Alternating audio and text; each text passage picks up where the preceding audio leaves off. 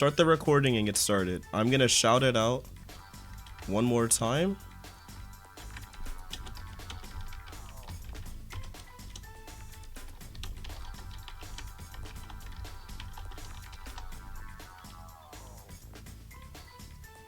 All right. So, welcome to. Actually, let me make sure everything's good. My stream looks super delayed. All right, cool. All right, I think I'm ready to record it on that. Yeah. All right. Hey, everyone. Welcome to the ultimate game tier list. All right. This is a follow-up to the top 25 video I made. These are pretty much every single game that I've either finished, come close to finishing, you get the gist, and we're just going to go through them and rank them. And I'm really looking forward to it. Now, it's pretty much only games that I have, again, played or put a considerable amount of time into. This is 400 plus games, if I'm not mistaken. If it actually picked all of those up, I actually should check right now and see if the amount of images is facts. Because I spent like all night trying to, yeah, it's still going. I spent like all night trying to get this to run. If I added them in bulk and it kept breaking the site essentially. So, you guys get the gist. We're gonna get straight into it. I'm pretty sure everything's saved. I'm very, very excited to do this. So let's just jump in, and we'll just go from top to bottom, right? I won't like jump around or anything. So, first we have Prey, and this is a game that I sadly haven't finished. I put like 10 hours of time into it, but from the time I've played, it was kind of fun, right? It was very System Shock-esque, very Bioshock. I kind of liked its setting. I just found it to be really boring after a while, like just painfully average in terms of its like exploration and stuff. Like I just got very just bored with it, so I kind of gave up on it after a little bit, sadly. And that's why I stopped playing it pretty much. Kingdom of Amulet is also a game I haven't finished. Really want to, just haven't got around to it. And again, I put a pretty good amount of time into it. I think I stopped playing it because I lost my save file. It's gonna be like a reoccurring theme with these things, and you'll see why. So Mass Effect 2, I'm just gonna say it's a pretty great game. I remember playing this one way back. I think it was like one of the first mature RPGs I finished, and out of the Western RPG pool, this is one of the better ones. It's got pretty fun characters. Gameplay was really snappy and fun, and I really liked its like world building stuff. Like the codex entries and all that were actually surprisingly fun to read, which is rare in those types of games, at least for me. Liberation Maiden, for the people that don't know what this is, it was a 3DS game by Level 5, and I think they were the developers of like Fantasy Life and a couple other bangers on the 3DS. So I was really looking forward to it, and I played it, and it was really bad. It was very just mediocre. Super slow paced. You're like just a mech pilot, and I believe she was like a president of some place or a prime minister or something, and her whole objective was piloting a mech, which is kind of cool in theory, but they just don't do enough with it to be interesting, sadly. Inversion is a game that has a lot of potential but just didn't live up to it. I was really excited for this because, as you can clearly tell with what you see, I'm a pretty big shooter guy. I really like a good third-person shooter, to be blunt with you, and Inversion had a lot of potential, but it just fell into mediocrity and just boringness, which is one of the big things you don't want to be. The main issue was the gameplay is super stale after the initial gravity gimmick is kind of thrown out the window, and they just don't do a lot with the gravity gimmick or storyline to make it interesting. Like, it's just a kind of standard post-apocalyptic title. I don't remember the story, I don't remember the characters. I do remember some gameplay segments. There was so much crazy stuff, like being able to jump on skyscrapers and things like that and actually manipulate gravity to fit that. But at the end of the day, the shooting and controls were so bog standard that it didn't make its core, I guess, gameplay hook be interesting enough to differentiate itself from all the other wacky third-person shooters on the market. Call of Duty Black Ops 1, great. Definitely preferred it over Mass Effect 2. Really fun campaign. Really nutty campaign with tons of crazy conspiracy theories and CIA stuff, but, you know, fun in general. I actually think I want to add another tier, because like mid and lacking and boring, I don't really like that one. because there is a difference. We'll say what's almost great, just good, right? I think we're missing that. There we go. Xenoblade Chronicles 2, and that's exactly why I did it, because Xenoblade Chronicles 2 isn't mid, and it's definitely not lacking or boring. However, calling it elite or even great, I just can't. Xenoblade Chronicles 2 was the first in the line of Xenoblade games I was really looking forward to. Obviously, Xenoblade Chronicles is my favorite game of all time.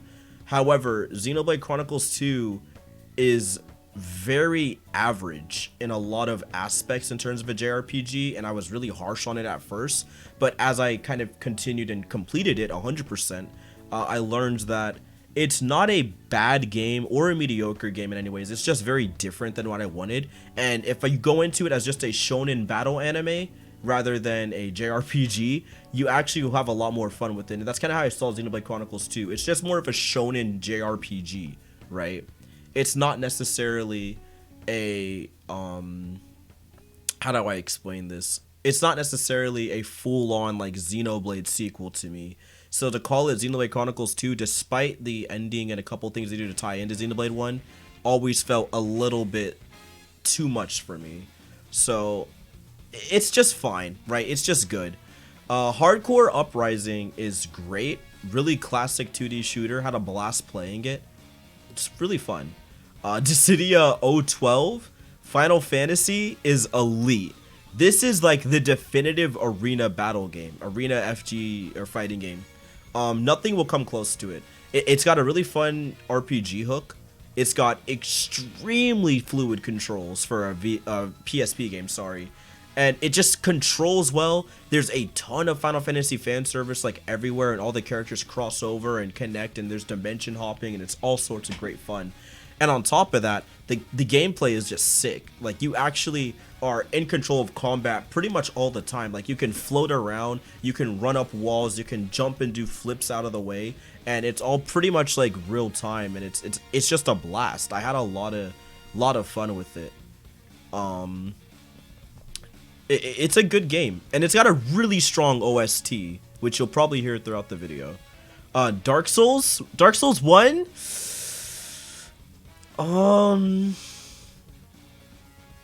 Dang. Dark Souls 1, man.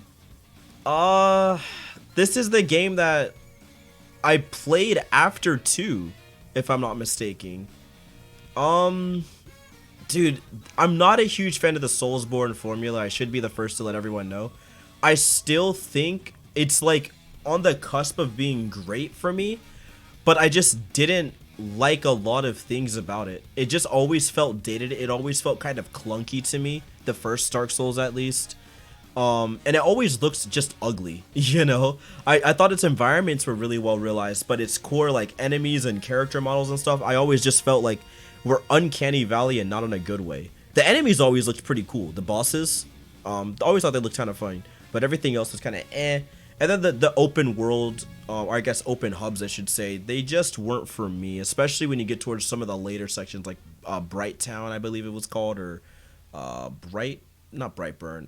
I'm pretty sure it's Blight Town and something like that. And I remember I played the 360 version, so the lag and frame rate drops, it was rough, man. It was actually unplayable, but still a really fun time. I really love its atmosphere. You know, I always like the Souls games because of their atmosphere. It's just perfect. 3D Dot Game Heroes is a really fun game. I'm gonna put it in great, definitely above MA2 for me. It's just a Zelda kind of style adventure game, but there's so much complex like creativity. You get to like build your own sword, you get to customize a couple models and things, and it's all using voxel 3Ds, and it kind of fueled that creativity for me. Kind of similar to like Little Big Planet, which also was on the PS3, I believe. As an exclusive, and it was always just a really interesting game franchise that I'm shocked never really took off, because it's such a nice tribute to like those NES games while giving you a lot of kind of freedom in terms of creating your own character and stuff, which was always really cool to me. Definitely worth a try if you have a PS3. I don't know if this game will ever get released on PC or anything like that. I hope it does one day, but really awesome. Nier is great, so close to being elite. but this is like this is like a 9 out of 10, 8 out of 10 range, right? This is like my 10 to 9.5s. But like Nier to me is such a fun storyline. Just one, it like straight up second to third best JRPG storyline ever created. It's so good. It's just, it's so powerful. All the characters are really well realized. The side quests and storylines and branching endings and paths, and the way the world building is built around your individual characters and things, it's just so great. But then you have to play the game and fish for like 30 minutes or whatever and stuff like that, and it's just not fun.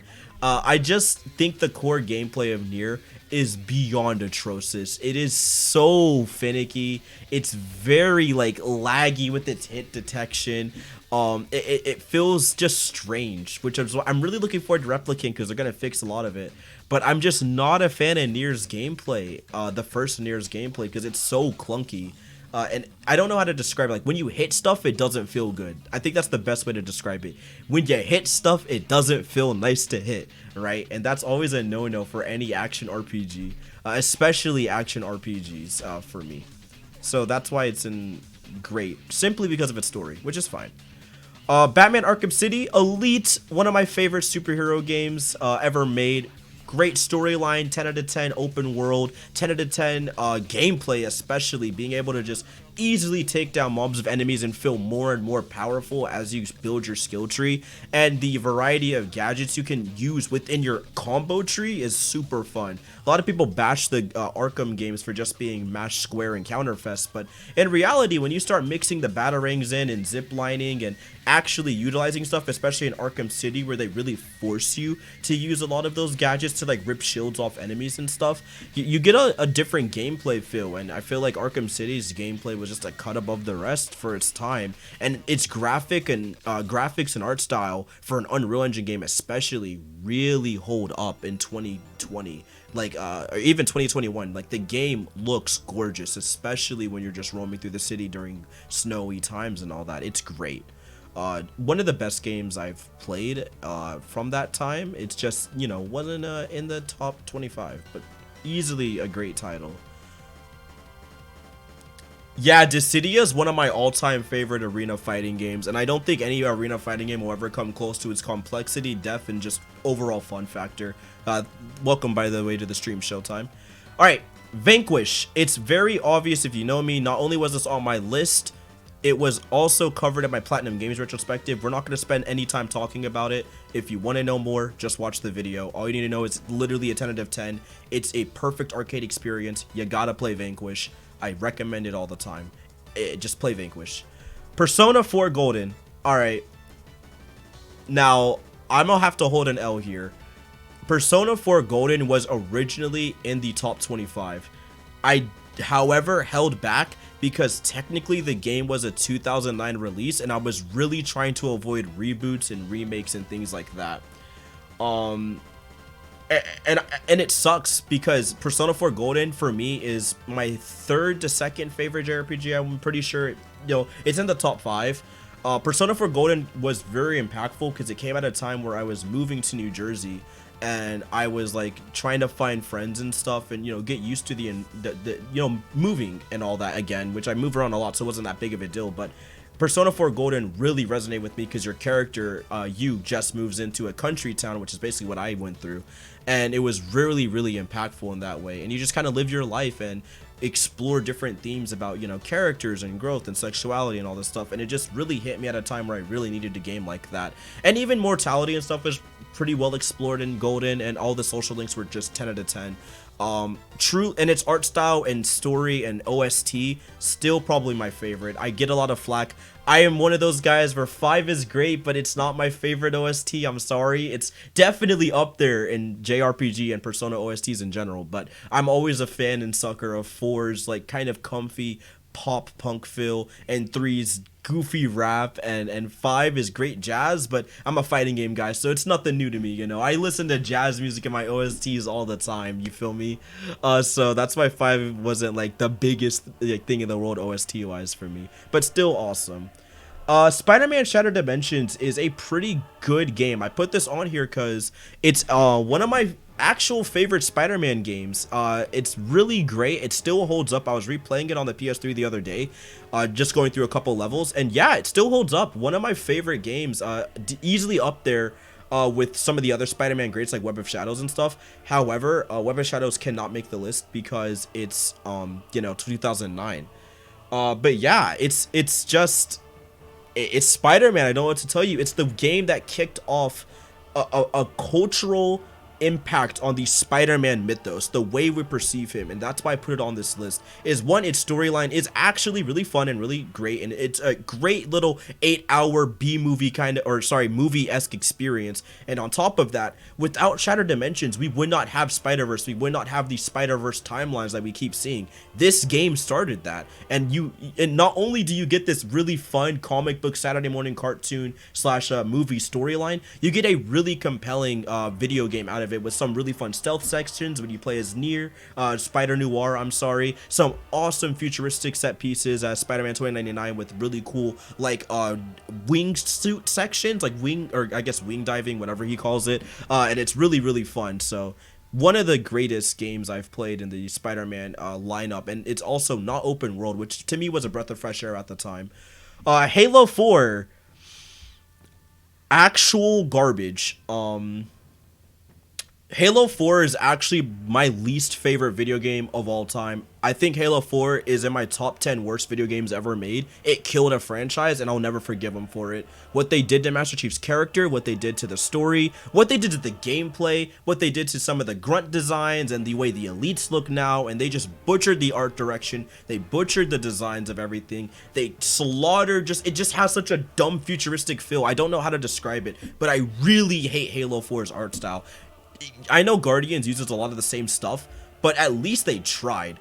I genuinely despise Halo 4. They ruined my favorite franchise of all time. They killed an icon, and it's like they literally went so far left. And on top of that, they try to do like their own deities and all this. It's just so whack. Like I always hate when sci-fi games start going for the weird, like, oh, there's deities and diadecs and all. It's like, shut up. We don't need prophets or prophecies. We need marines and zombies, dude. You have Halo. Just give us another like a civil war with humans or something, where humans get their own Spartan armor. I don't know. Make the UNSC corrupt. Actually touch on some sci-fi themes, not just generic Guardians and hate and evil AI. Utter garbage. 343 should be ashamed of themselves. Not only is it a bad Halo game, it's also one of the worst first-person shooters I've ever played in my entire life, and I'm not joking. Just straight garbage. Sorry, I'm done ranting. Ghost Recon Future Soldier, mid. This is the downfall of Tom Clancy. I really like Future Soldier, all things considered. I thought Ghost Recon was the last game to do something really fresh with it. It was edgy, yes, it was kind of mature, it had a really bog standard, typical go kill the terrorist storyline.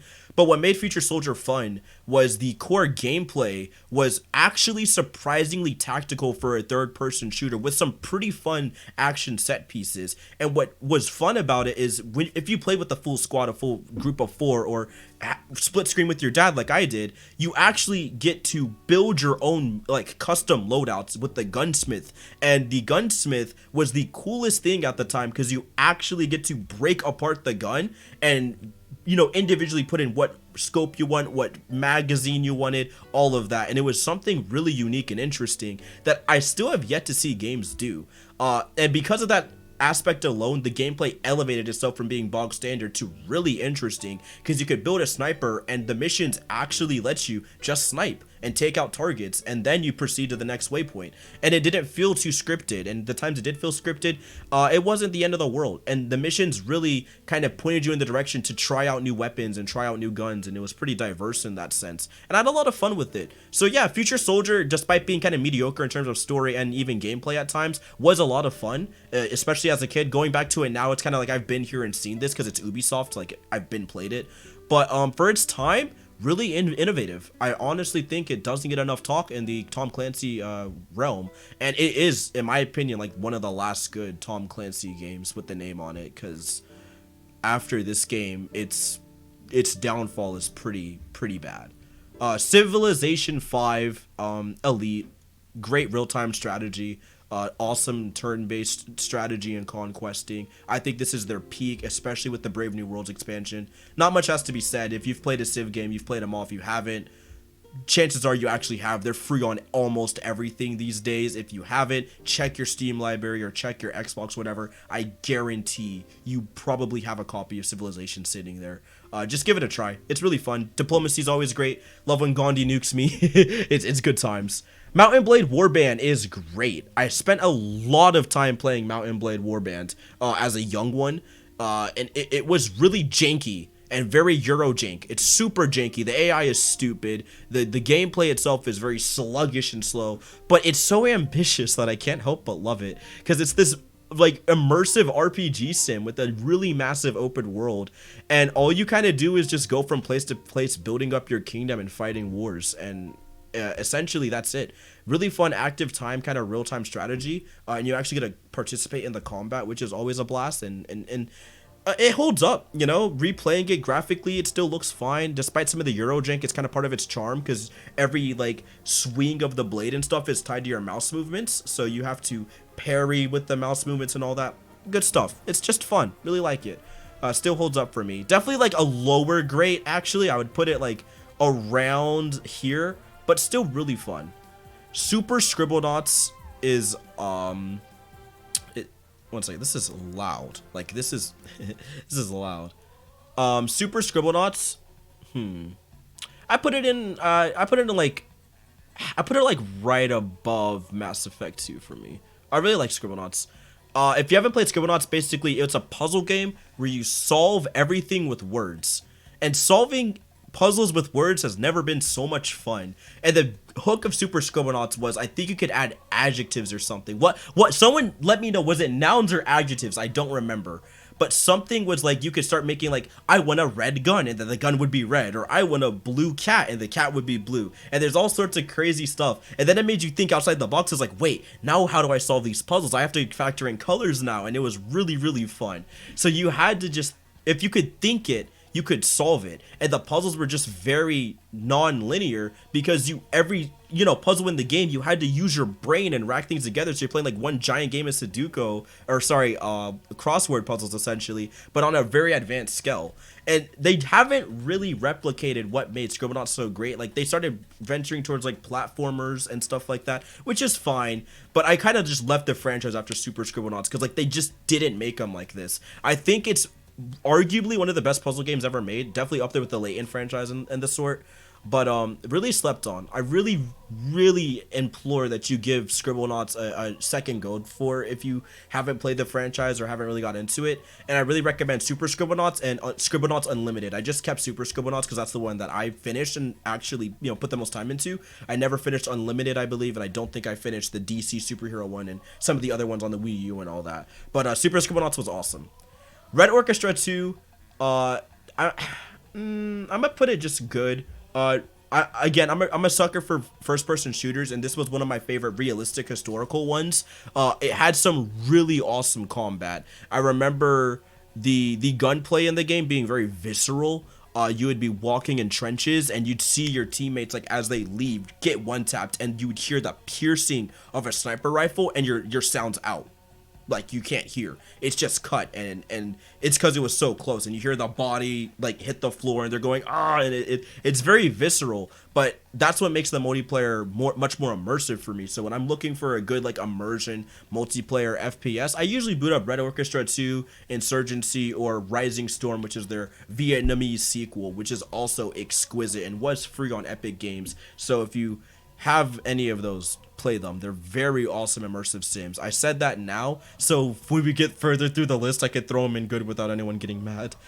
Tron Evolution, mediocre. One of my first big disappointments. I remember the campaign being very mediocre. It's not fun. I was expecting a lot of light cycle sections, and there's like 3, and the bulk of the game is just very generic beat 'em up hack it / formula, and you have a cool disc combat system, which is kind of fun, but sadly it's very slow and monotonous, And the only saving grace, surprisingly, was its really good multiplayer. Because the multiplayer were these really big maps that were like the Tron battle arenas from the movie. And you could hop in a light cycle at any time and start riding into people and stuff. It was so nutty. And you had loadouts and things. It was crazy. Multiplayer was sick, but it died really fast, sadly. I remember putting a lot of hours into it.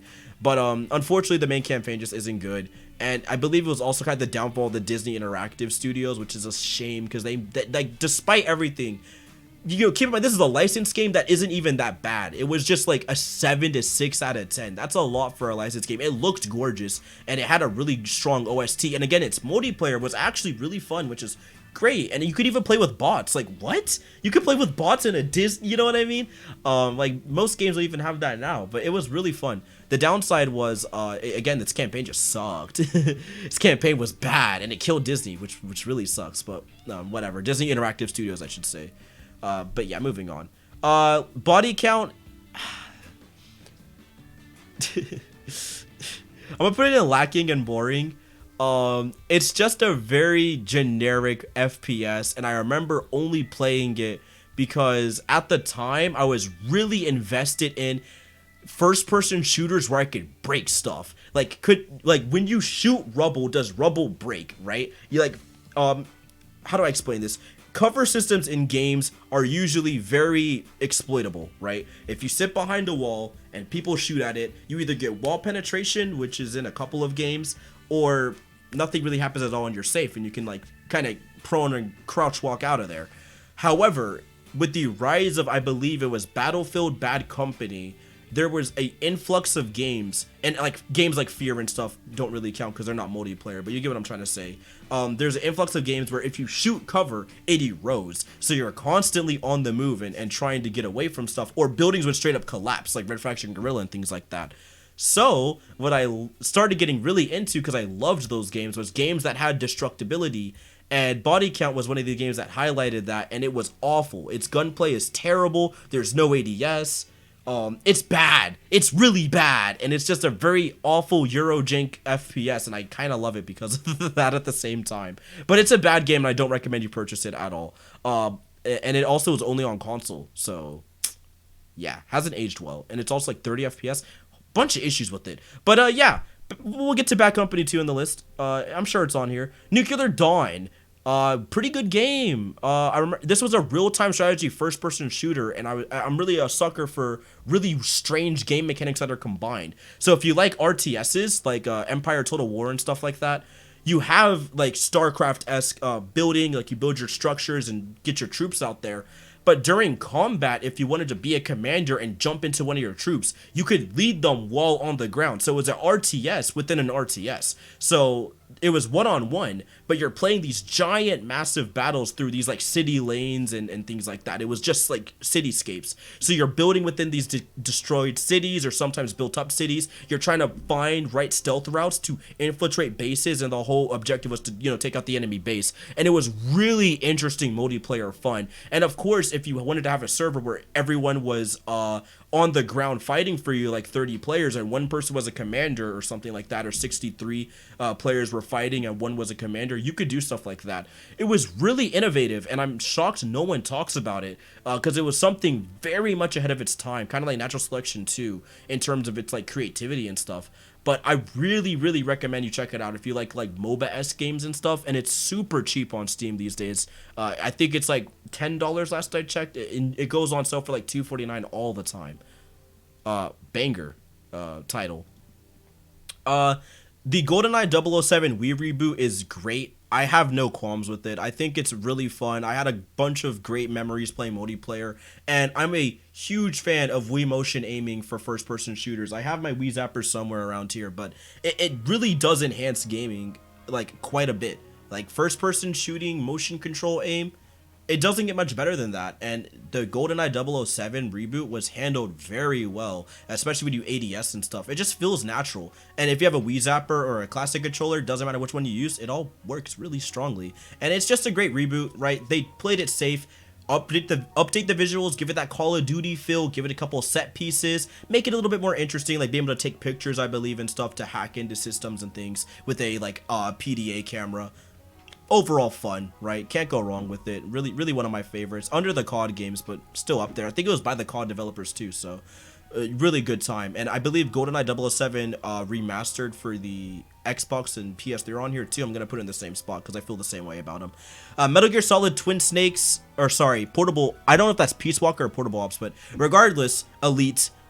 Easily one of the better PSP titles, and personally, that Monster Hunter level is what got me. It got me into Monster Hunter, and it also got me into Metal Gear Solid at the same time. So it was a double whammy by Konami and Capcom, right? And really loved it as a kid because I believe it was the only Metal Gear game I could play at the time because it was rated teen. And looking back, probably not the best decision. It touched on a really bunch of mature themes I thought I really knew because I was so young. But now that I like am older, I appreciate it more because like, dang, this is like war and stuff. It's like a little more mature than I thought. And I really liked the concept of building up your mother base, which they further expand upon in 5 by a bunch. And I really liked that tie back into Peace Walker. Like Kojima didn't forget his roots. But really awesome game. Just great stuff. And it's got really creative comic book cutscenes, which I feel like are slept on. They're some of my favorite cutscenes in a Metal Gear game. Azure Striker Gunvolt is great. One of the best 2D platformers I've ever played.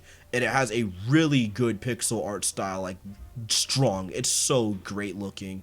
And for it only being on the 3DS, pretty shocking stuff.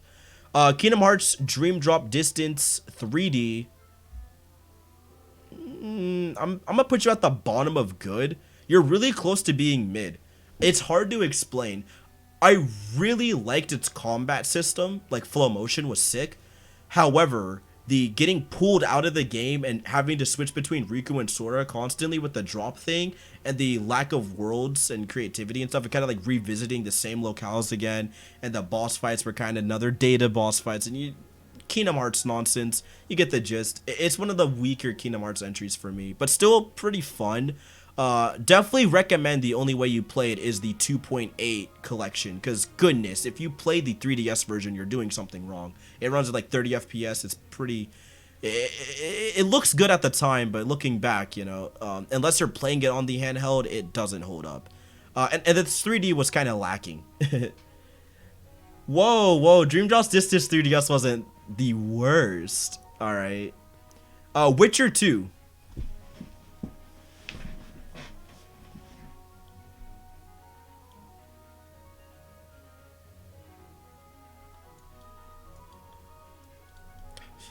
We're not going to talk about it. It's clunky. It's got a great story. It's clunky. It's very monotonous. And it's sometimes overly punishing for the controls that they give you.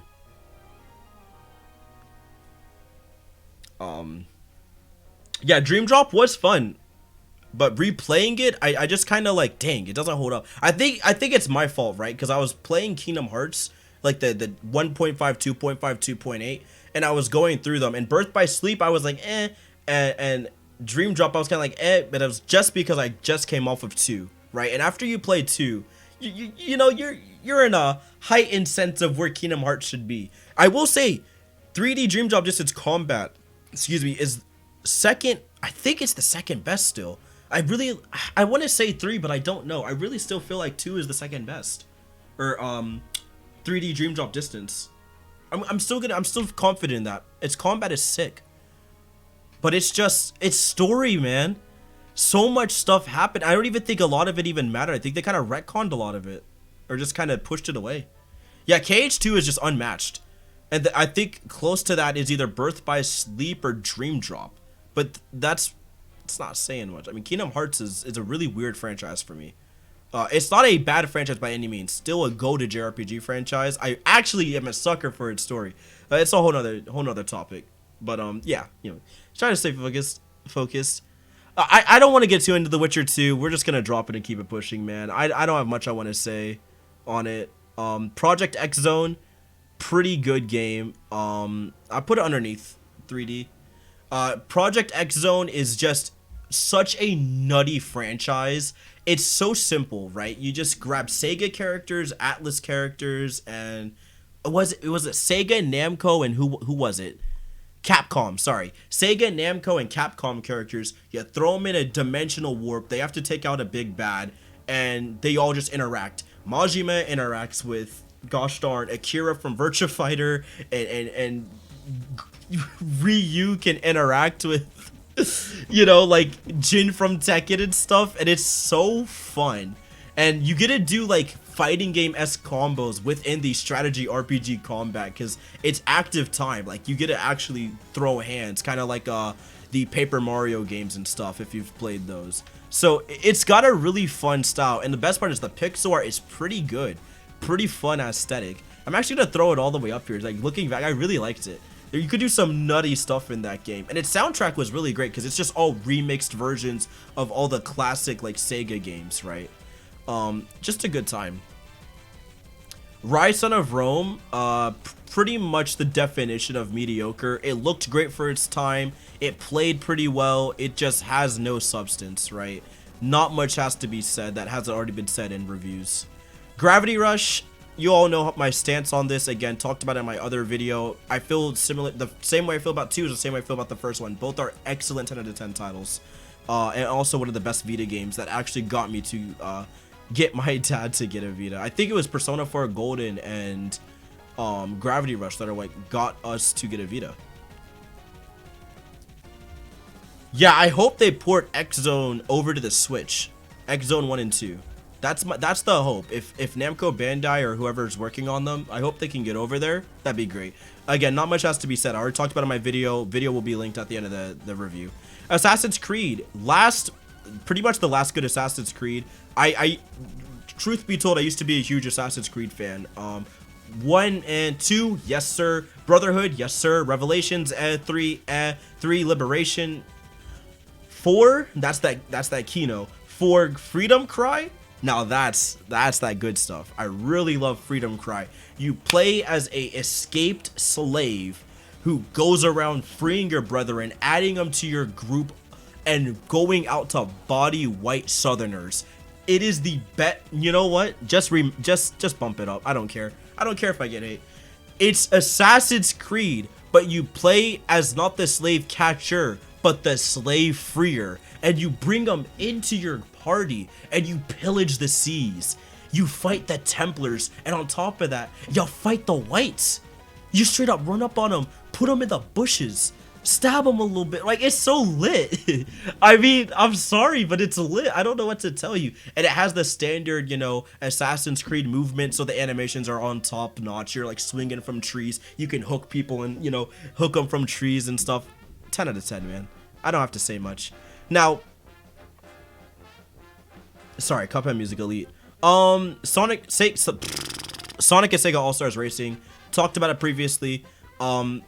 It's a really good game. I'm gonna put it in Elite as well. I think I prefer this one slightly over Transformed, but it's always a toss-up. It just depends on the day. I think I like the tracks and I think I like the characters more in Racing, but the tracks more in Transformed. I think that's always what I leave on. And the handling is a lot more fun in Transformed as well. Now, this is still Sacrifice Delta for the Vita. Pretty fun kind of Monster Hunter style game where you just take up missions, fight a couple big bads, and go back to a nonsensical storyline. Really just good. I'd put it like underneath these games. It was really fun. Had a ridiculous amount of weapons you could use. Like, ridiculous amount of weapons you could use. And they were all really diverse and unique. And had a really interesting set of mechanics that, you know, went into using your weapons. It was really fun, dude. Jeez. Oh, this is gonna be a blast. Let's rapid fire some. Shadow Warrior, first person shooter, pretty good reboot of a 90s classic. Love its gameplay, really love its art style, surprisingly. Yeah, it's great. Really fun FPS, and the blade mechanics were sick. Decapitation was nasty in that game. You could do some dumb stuff. You could like cut an arm off, the demons would grab onto it, you could pull out your revolver and one-tap them. Yeah, I mean, do I have to say much? Like, when just describing that, you can see why it's up there. Dragon Ball Z Extreme Butoden. This is one of the rare where it's lacking. Not boring, just straight, we'll just say lacking, right? Just remove the boring, that's mid. This was just lacking. Its combo tree was very linear. It had excellent sprite work and some really interesting like tag team mechanics, but sadly, its core I guess we'll say gameplay was just so bog standard. The combos were so like one way. You couldn't really do anything to further enhance them, that it just made it a lacking game. Yeah, that game was basically the demo for Dragon Ball FighterZ. Yeah, this was ArcSys was like, can ArcSys make a fighting game? Right, that's what Dragon Ball was wondering. It sold pretty well. On top of that, if you guys remember, there's a One Piece game exactly like this, only came out in Japan. Literally the same engine, the same exact framework. It's just One Piece characters. It's pretty much my same thoughts if anyone's wondering. I did play it. I didn't finish it because it's in Japanese and I couldn't read after a certain point. But it was fun for what I played. You also had a mod your DS to get a region-free copy to get all the DLC, because all the DLC didn't come out in America, sadly. Nidhogg was a really fun multiplayer game I used to play as a kid. And me and my dad played it a lot. It was one of the few games me and my dad like used to like wake up and binge. Like we just played like it for an hour or two. It was sick. And it was really good times. It's just a fencing one-on-one game with a couple of tactics. You could like throw your fence and roll over to pick it up and stab them. Really awesome. Had a little bit of platforming. It's cute, right? It's just a really cute little game, and I have some pretty fond memories of it. Thief. Five Nights at Freddy's 2.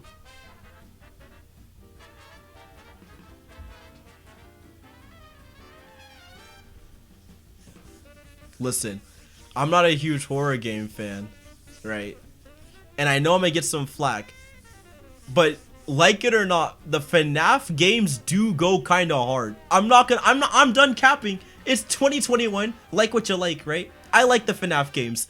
All right, I'm not a huge horror game guy, but they're fun. They have really interesting storylines, super complex Easter eggs and stuff you have to find. So many interconnected world building elements that are spread throughout all the games. And on top of that, the gameplay, as standard as it is, you just put on a mask and like turn off lights and close the vents or whatever. But 2 is the best to me because you're so limited in what you could do to survive, and it feels the most horror-esque because you have to wear a mask to hide. You have to constantly wind up the little puppet, and you have like nothing to your, to protect you really. It's just the mask, if I'm not mistaken. I think you could flash a light or two to scare people off. It's really cool. I think it's one of the best horror games I've ever seen. Like, I'm not even joking. I think it's great.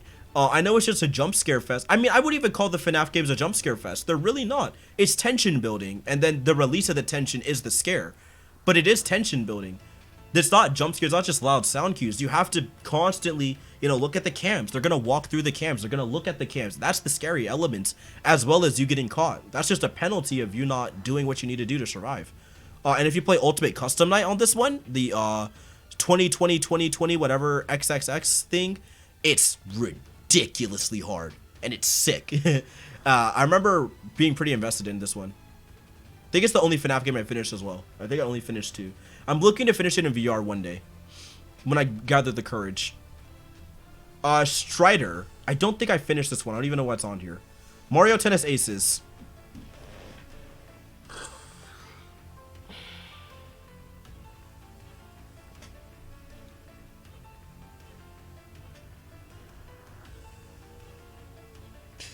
Dude, this is hard. Listen.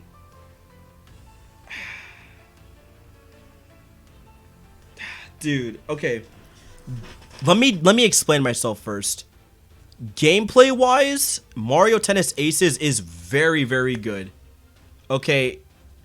It is very, very good. I think its meter mechanics and stuff is really unique. It's fresh. Something new to the Mario formula.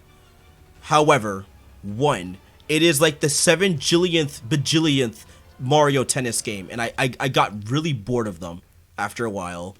2, the meter management still to me makes 0 sense. I still do not know how to build meter. I still don't know how to manage it. I don't know when to... It's because I'm bad, right, obviously, but I just always found it frustrating. And then you have the online, and the online is just so unbearably bad. Like, it's either laggy, you get dropped connections, or you just get kicked out of tournaments and stuff. And it's just missing content again. Like, there's just nothing to do. You hit the ball back and forth between, I think there was like, what was it, paddles or targets? Like, there's no like mini games and stuff like in Mario Power Tennis and things like that. It's just lacking so much content. but I guess they make up for it in free updates with characters. I don't know. I haven't played it in a while, but I just think it's kind of mediocre. Sorry. If you like it, cool. Genuinely understand why people like it, but, you know, here we are. I'm gonna put Connect Sports in the same spot. I'm a little bit of a fan of the Connect Sports games. Hydro Thunder Arcade is a really great arcade racer. I'm gonna put it in great, actually. It's got it. If you look at it visually, it looks gorgeous. Like, I'm gonna see if I can find it. Here we go. This game still looks really good for a Xbox 360 title. Like, it still looks really, really good, dude. Sonic Boom Fire and Ice, I remember being pretty mediocre, but it was a fun mediocre. One of the rare it's like a 7 out of 10 that was actually kind of fun. I'll put it in good. Mario Sports Mix, same thing. Just had a lot of good memories with it. Really fun Mario Sports game. Again, kind of mid, right? But it had a lot of variety in terms of its sports and stuff. Robo Recall was like the first VR game that made me realize VR is actually a thing. So for that alone, I'm putting it up here. And it's a really fun combo arcadey kind of title. A lot of teleporting, a lot of freedom in like being able to grab robots and rip off their heads and like throw their body at another robot and then throw their head and then shoot the, you know, crazy stuff you can do. But it's really cool. Breath of the Wild, you guys don't even, no, come on. Life is Strange.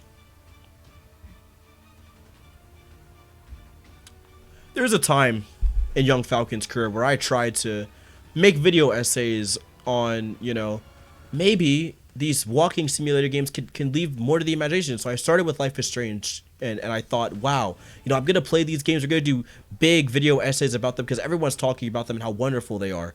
And I played it, and it is the absolute whitest trash, most mediocre, typical white lesbian experience I think I've ever played. It's bad. It's straight up bad.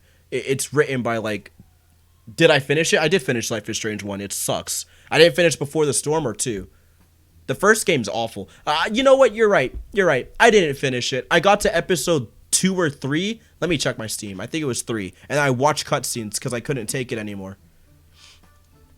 My fault. You know what? It doesn't matter. You don't finish these games. That's my issue with all of them. You don't finish them. There's nothing to finish. You just watch cutscenes.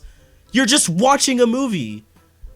And it's not even a good movie. It's not like the Walking Dead Telltale games where there's some interactive elements, like you have to press A on a QuickTime event or anything. No, you just pick up object. Max goes, wow, Final Fantasy on the DVD. It's bad. It's bad. I don't like it. I don't like the characters. I don't like the writing. I don't like the story. I don't like the gameplay.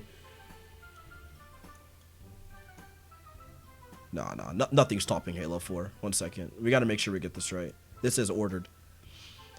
Yeah, World War II's trash. Everyone knows why. I'm not even gonna go into it. It's like almost killed the COD franchise. It was that bad. Risk of Rain 1. I think it's just good, right? The sequel overshines it so much. Its sequel is so much better and takes a lot of the core stuff of the first game. It just enhances upon it. That going back to the first game and it also being 2D just kind of dials it back. 999. 9 people, 9 persons, 9 doors. One of the best visual novels ever created. Just its character writing and the amount of paths you can take depending on what you do to solve puzzles and talk to people and present information. It's so great. Did I play the sequels? No, I haven't got around to it, but I really need to. Just awesome.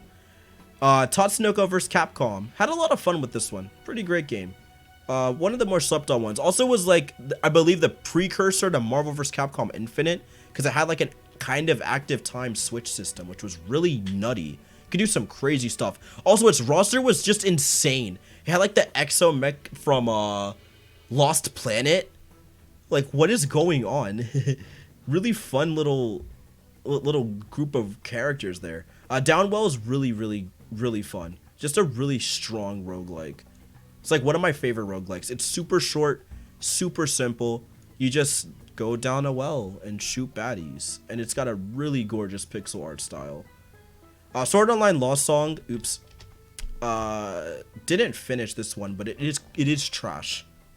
That's why I didn't finish it. It is trash though. That one sucks.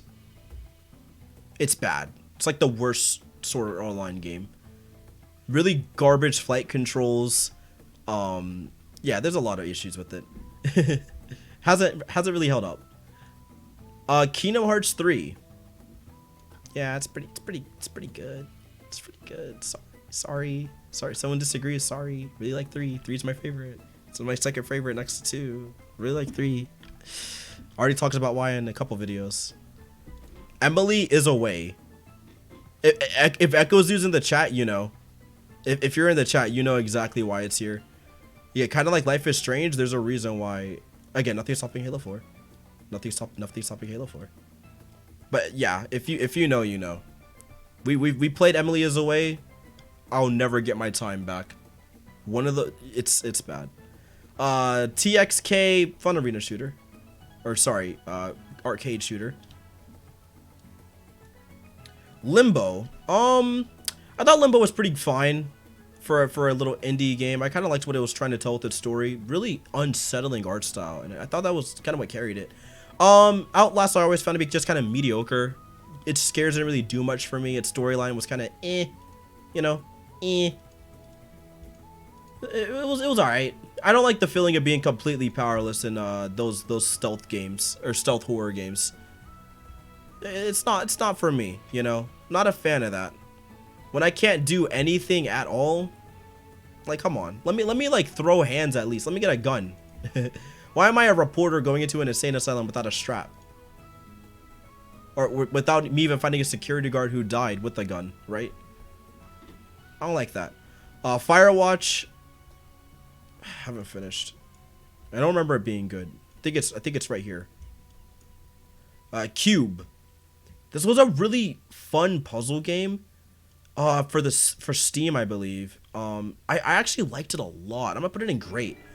The whole like tricks of the puzzles where you had to use different physics bending properties, so you could like enlarge, shrink, push, and pull, I believe it was, or something like that. And it was all coordinated to the different colors, and you kind of just solved various rooms. A little bit of a Portal clone, but yeah. Exactly, if he was black, but the worst part is he is black. That's the worst part. The Outlast 1 pro tag is black, which is the even more boggling part of the entire game. Like, how are you not coming strapped or looking for a gun or just literally walking out the minute you see, I don't know, pigs being hung on skewers or a giant hulking man chasing you through the hallways? And the article was for what? For what? Like, what was the article even about? I still don't even remember the storyline. It was so boring and bad. Yeah, really bad. Oh, that is poor writing. The whole game is poor writing. Yeah, Cube was really cool. Recommend this on Steam sales. This is like my Steam sale game I always try to recommend. If you like Portal games, you'll really like Cube. Also, let me know if the music's too loud, boys. I'm gonna turn it down a little bit. Oh, facts. The minute you see, oh, door is locked and the interview's called off and I'm here at the dead of night, I would have left.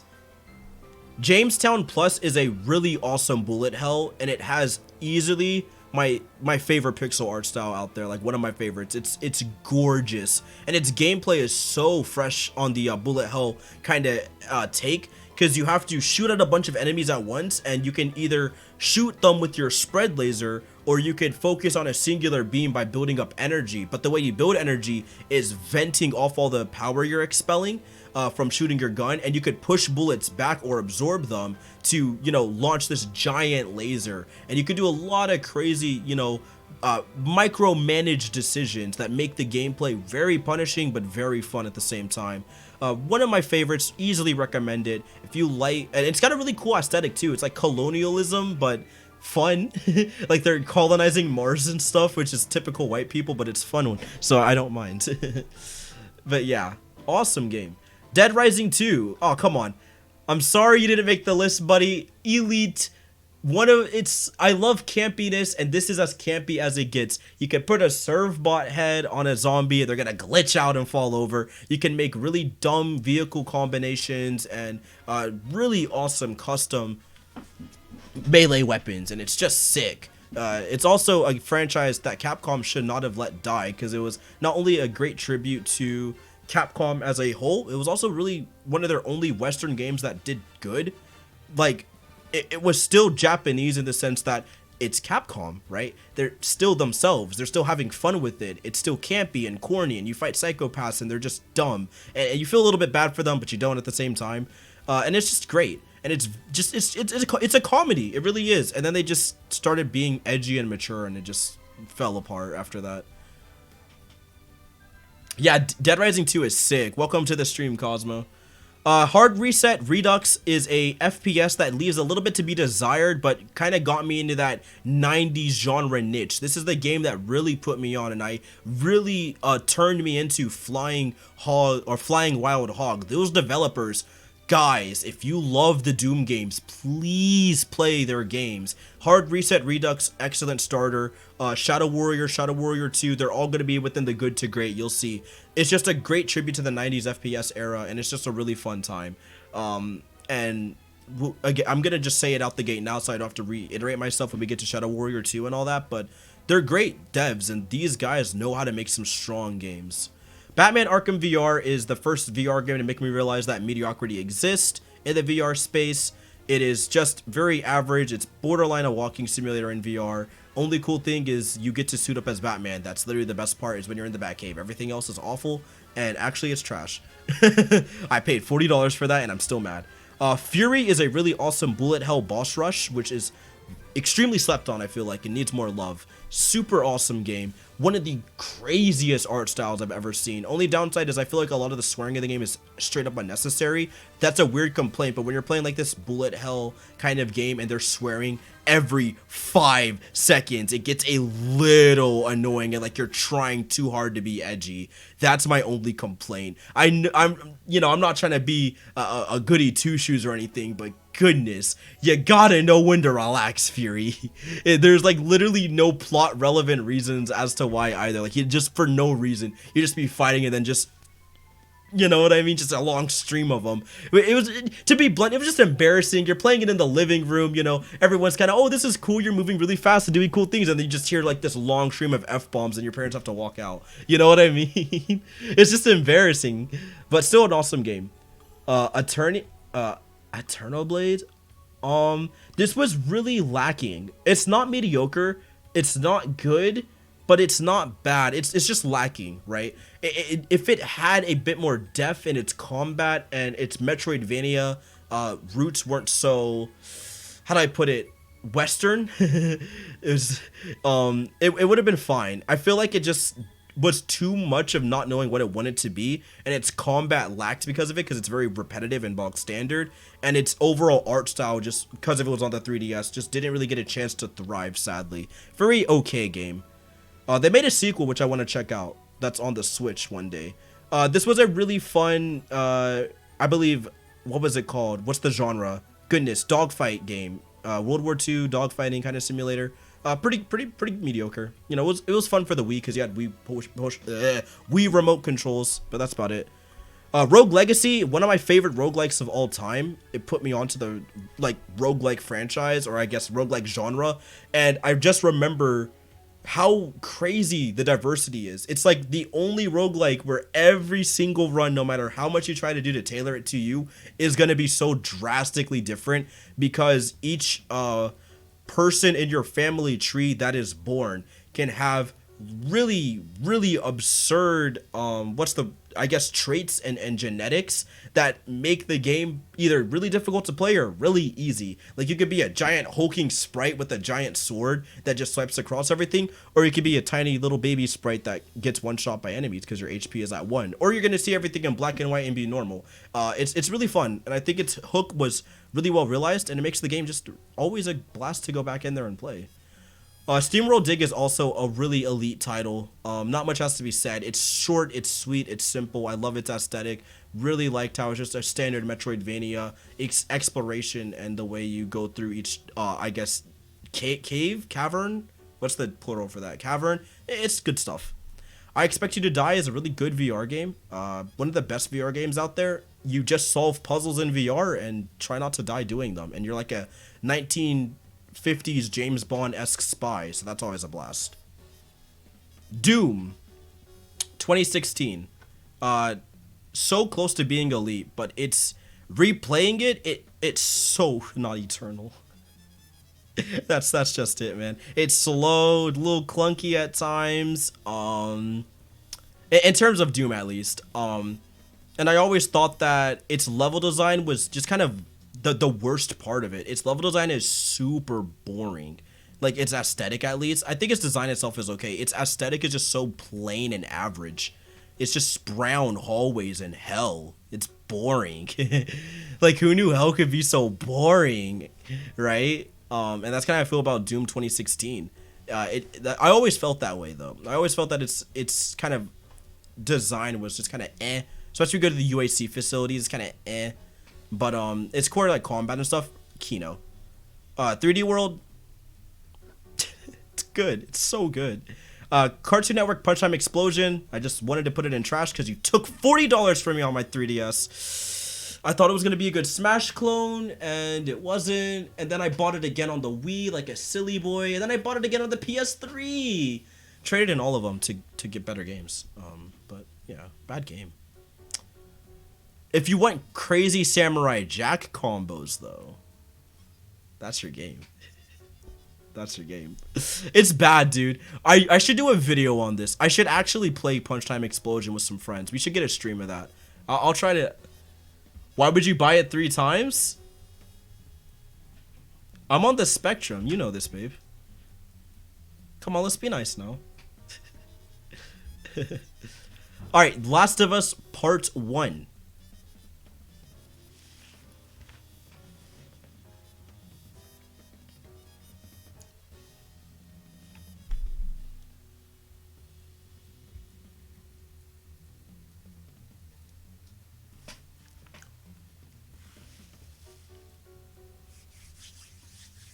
I'm not going to get into why. I have to. I actually have to explain myself. The Last of Us Part 1 is so painfully boring, dull, and on top of that, its storyline is not good. It really is not good. I'm so sorry. This is the thing. There's 2 ways you could look at The Last of Us Part 1.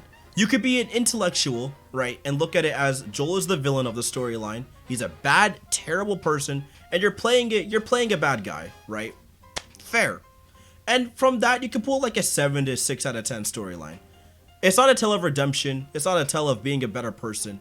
It's just a terrible man that's trying to fulfill his fantasy of essentially replacing his dead daughter who died at the beginning of an apocalypse that I'm supposed to care about, but I don't, because she died within like the first minute of the game. What was it, hour?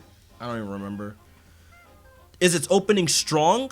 Yeah, I really like its opening. Everything after that's really boring though. I think Trish's death, I think her name was completely uncalled for and unnecessary. And a lot of the deaths in the game just don't hit. They're just so like, for why? Like, it's just so why, right? And the final scene where you're like kind of forced to go through a hospital and kill everyone. Yeah, not a fan.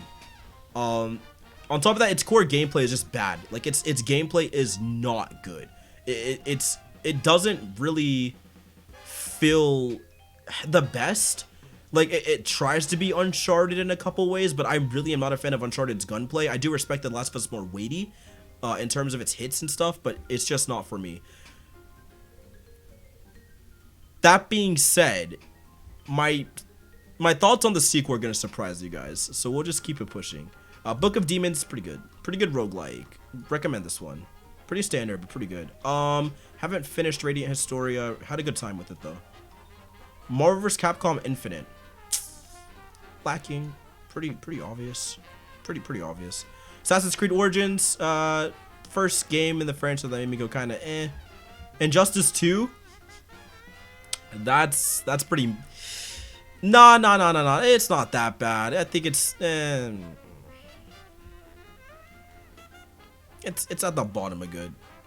Had some fun. I remember some fun with it. Blue Beetle was kind of nutty.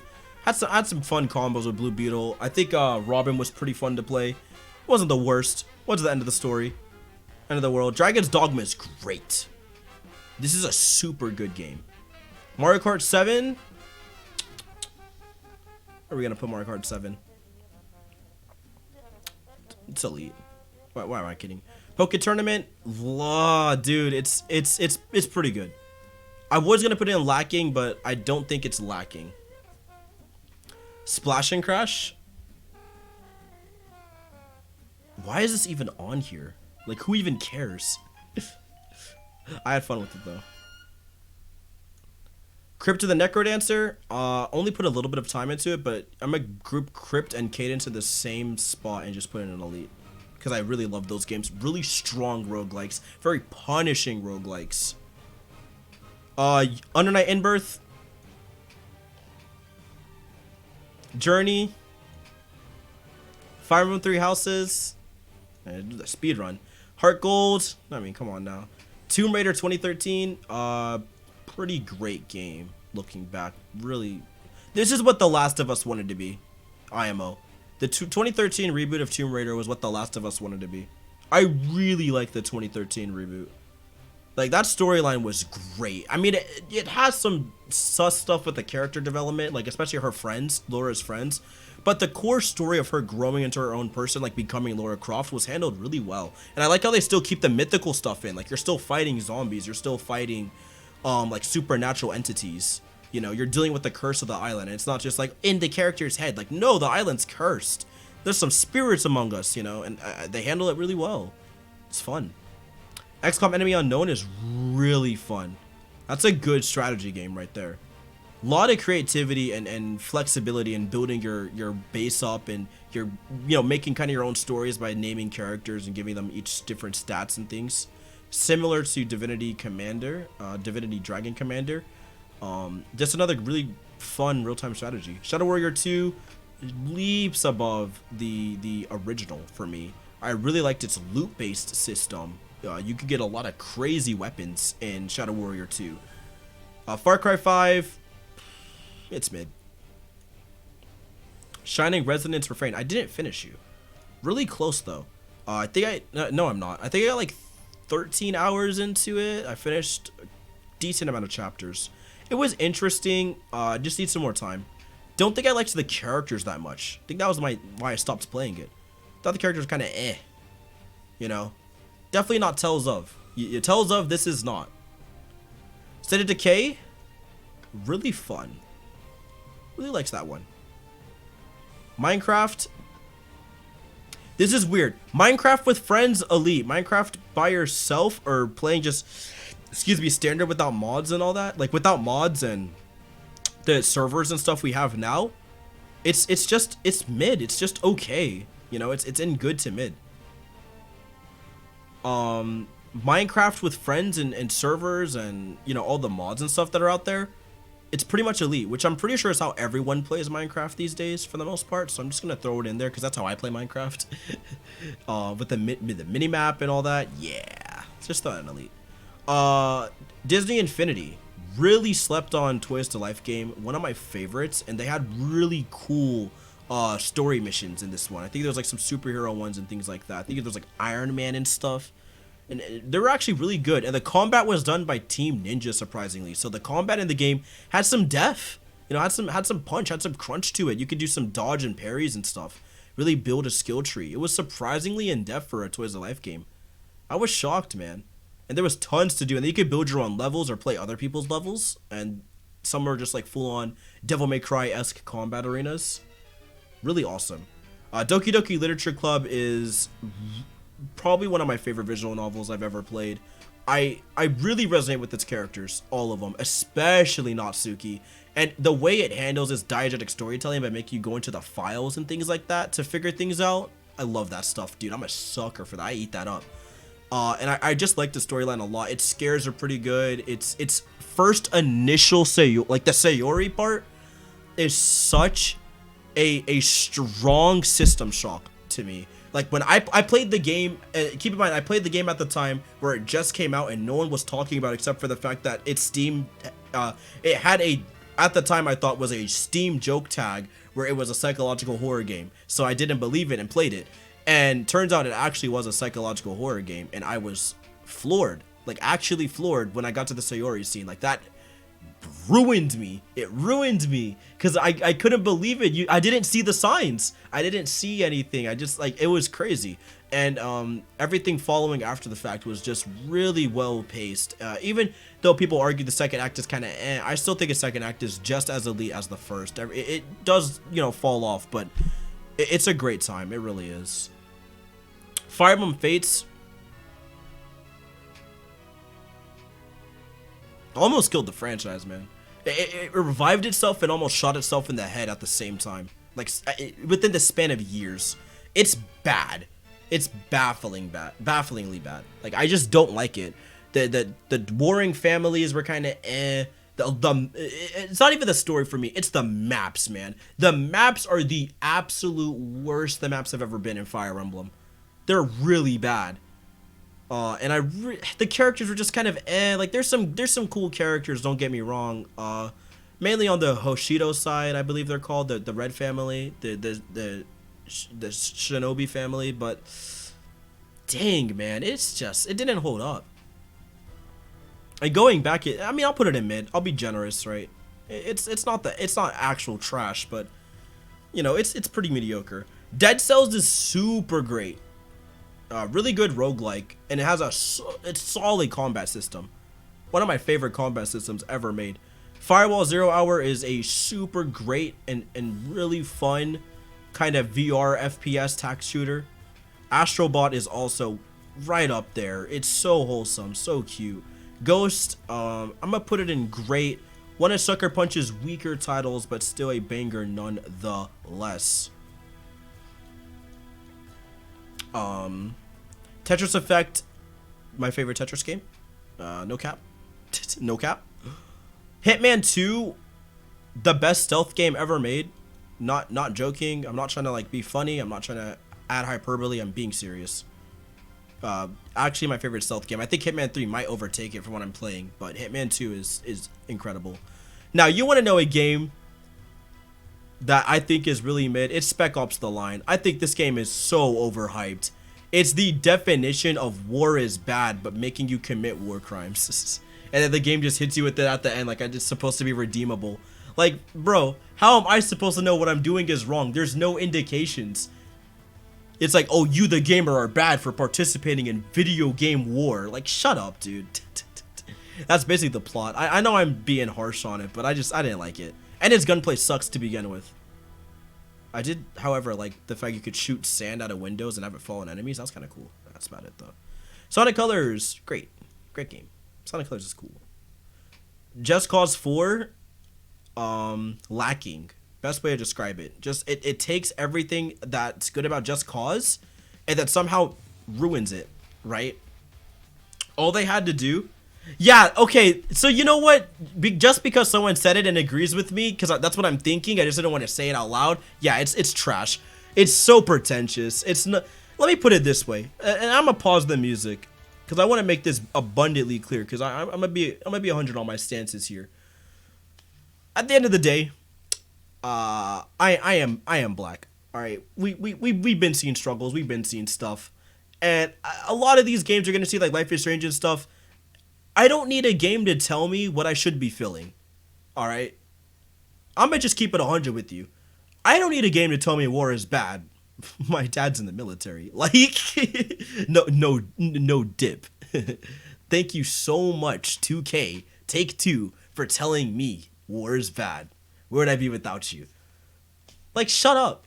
You're not handling the nuances. You're not handling what goes through soldiers' heads. You're not handling both sides of the coin of the conflict. There's so many factors.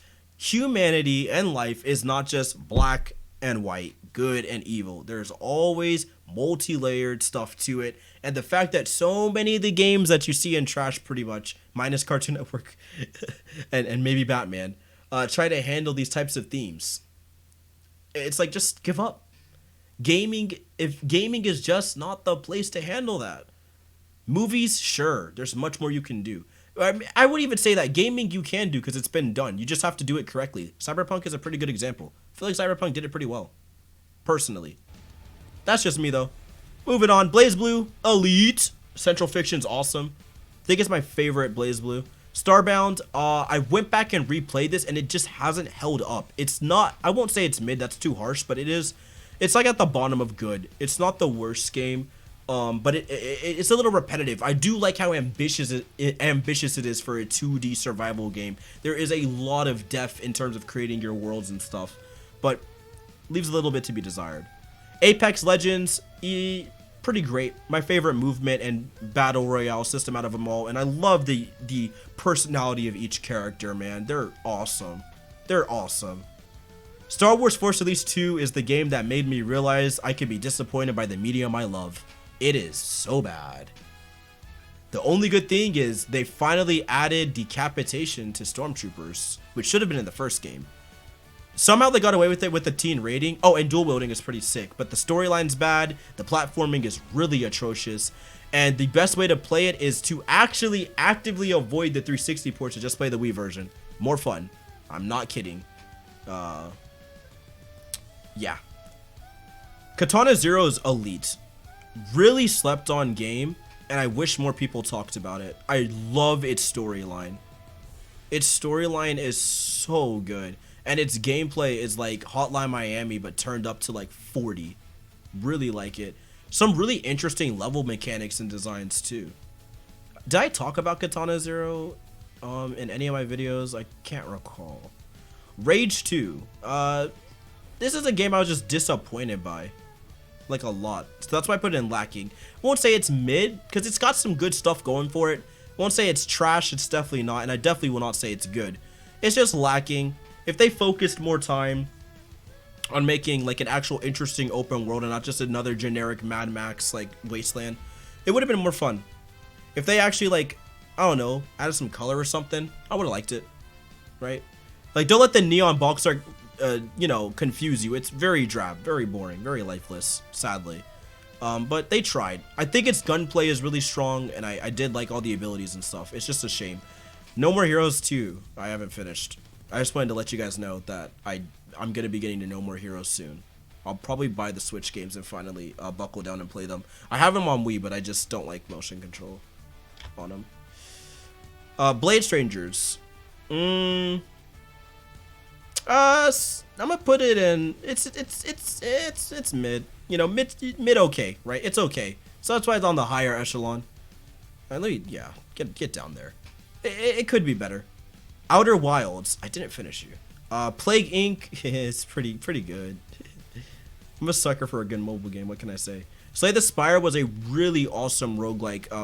Also my favorite card building game out there. Like, out of all the card deck build games, like Dicey Dungeons and all that, this is by far the best one. By far the best one. And its art style was sick. Its art style was sick. Control, Elite. One of the few like AA, AAA games that's like actually good. One of the few Western games that's actually good. Like just it's shocking, right? And you look at the list, it's mainly Japanese titles up here, and then boom, or indies, and then boom, you get Control, right? But it's actually good, dude. It's really fun. It's got a really creative and out there storyline, and its gunplay and mechanics and the way you can enhance your character through loot builds and stuff. Super interesting. And really fun to pull stuff off. Plants vs. Zombies Garden Warfare was great. Had a good time with it. Why is Far Cry 5 on here twice? Anyways. Super Crate Box. The music makes me want to combo someone? Yeah, same. That's why I put it on here. It pumps me up. Pretty good game. Really fun mobile game, I believe. I played this a lot on my iPod or my dad's iPhone. I can't remember which one. It was really fun. Insurgency Sandstorm. I already talked about this. Like I said with the other game. Really good. Robbie Ribby was a platformer / Metroidvania I was pretty excited for. And I was just kind of let down by it. It's not bad by any means. I think its pixel art is outstanding. And it has a really cute storyline. But nothing to write home about. Pretty bog standard Metroidvania. Really cutesy indie game, but you know, still a ton of fun. Pick it up on a Steam sale. I haven't finished. I wanted to let you guys know I haven't finished Ori. Ghost I'm blind. Grand Blue Fantasy Versus. This game fell off, and we're gonna talk about it in a future video about like why I stopped playing Grand Blue. But for the most part, it's just good. Sayonara Wild Hearts is again pretty good. Actually, I'm kind of debating if I want to put it in mid. No, it's fine. Battle Chef Brigade is great. Really awesome puzzle, hack and slash, cooking simulator. Really fun game. Hatsune, the entire Miku franchise is compiled into this one. All the Project Diva F games are elite. It's such a simple arcade experience just brought to your home, and all the Miku songs slap. Name one. Give me a Miku song right now that doesn't hit. Just drop it in chat. Do I have a Discord to join? Yeah, let me lob my Discord link, and we could definitely talk more in the Discord. I think I'm in the Showtime Discord. I need to talk more there. But yeah, I'll definitely let you guys know when I'm live. I also hope your errands go well, homie. Here, I got you. World is Mine overrated? Overrated, but not bad. Overrated doesn't inherently mean awful, right? You could say it's overrated. I agree. It is overrated, but it's still a good song. I dropped the Discord link. If you want to join, you guys can hop up in there. We could chat. I'll try to do more stuff with my fans. What do we call it? My people. With people. That's what we're looking for. Streets of Rage 4 was really fun. Pretty good game. Risk of Rain 2. Did I add River City Girls? Oh my gosh, I'm just thinking about I didn't. Risk of Rain 2 is elite. Oh shoot. What the heck happened? Whoa. We lost the game. Where is it? Where's Risk of Rain 2?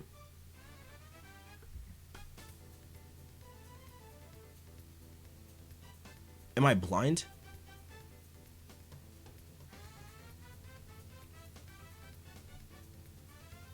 Oh goodness. Let's just keep it pushing. Chivalry Medieval Warfare was really awesome, especially with the Deadliest Warrior DLC. Had this pretty interesting mechanic you could use. Yeah, I'll catch you later, homie. I'll probably still be live by the time you guys come back. Where you could like use your sword to swing with your mouse, which is really cool. Metro 2033, pretty good. Just good though. I don't think I liked it more than the other, or more or less than anything else. I was more of a stalker kind of guy. Fall Guys, it hasn't really aged the best. It just kind of fell off for me. It's kind of mid right now.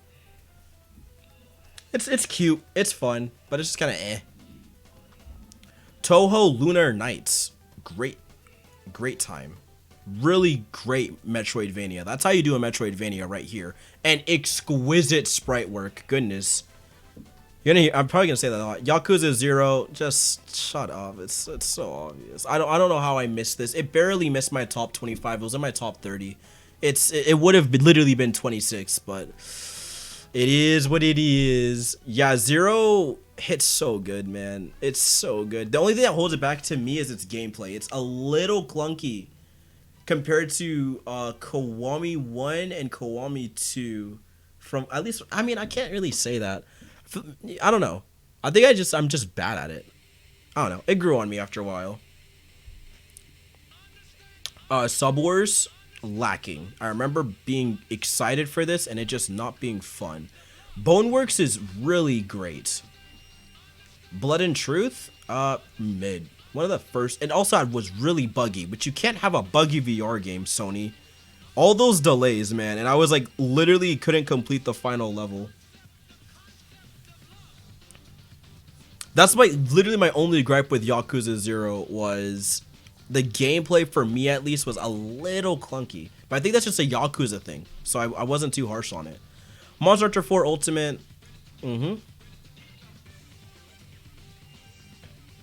Donkey Kong Country Returns, elite. This is how you revive a 2D franchise, by the way. Retro Studios knocked it out of the park. Yeah, I think that's when it gets better. They said 3, 4, and 5. Which I'm curious. It was just weird because I think they go back in Kiwami, or not Kiwami 6. Sorry, Yakuza 6. Kiwami 2's combat's kind of fun so far, from what I've played. Like it's okay. I like how it's kind of emergent. Like it feels more open world-esque. Like you just get into fights. It doesn't do the huge, I guess, like cutscene that plays with the dodge. You guys, if you know, you know. But I really liked Kiwami 2's combat so far. Still a little clunky, and I don't like how you charge your punches. But aside from that, can't complain. Skate 3 was really great. The Walking Dead Saints and Sinners was elite. Cuphead is elite. Yeah, that's the biggest issue. The styles just weren't really necessary. And especially in Kiwami 1, I think I really just used one style throughout the whole game in that game. I beat it in like 40 hours. I think it took me like 40 hours, right? About 40 hours, yeah. With all the side quests, at least. Main story took me like 20. StarCraft 2, Wings of Liberty. It's good. The Stanley Parable. It's pretty good. I like that one. Kirby Star Allies was lacking. 30 FPS Kirby was such a sin. I do believe Star Allies being 30 FPS single-handedly made it mid. And on top of that, it's just a reskin. It feels like a literal reskin of Return to Dreamland, which is a shame because Planet Robobot is actually really good. Like Planet Robobot's really strong. Insurgency, Red Orchestra 2 again. Why? Heavy Rain. I'm joking. I'm joking. Come on, guys. Listen. Love it or hate it, we need a new spot. We need a new spot. 1 second. We need one more. There we go. It's so bad it's David Cage. It's just a tier for his games. They're so bad that I can't help but just love them. Spider-Man Miles Morales. Great. Great. A Hat in Time. A Way Out? Pretty fun. Pretty great title. Had a lot of good times with that one. Me and my dad really liked it. Xenoverse 2, surprisingly good. I do need to get around to Kakarot. I hear it's great. But, you know, pretty good. Animal Crossing New Horizons. I'm gonna just throw it at top of good, man. Assassin's Creed 3, first game to make you realize the franchise was dying. MGR. It's so obvious. ARMS.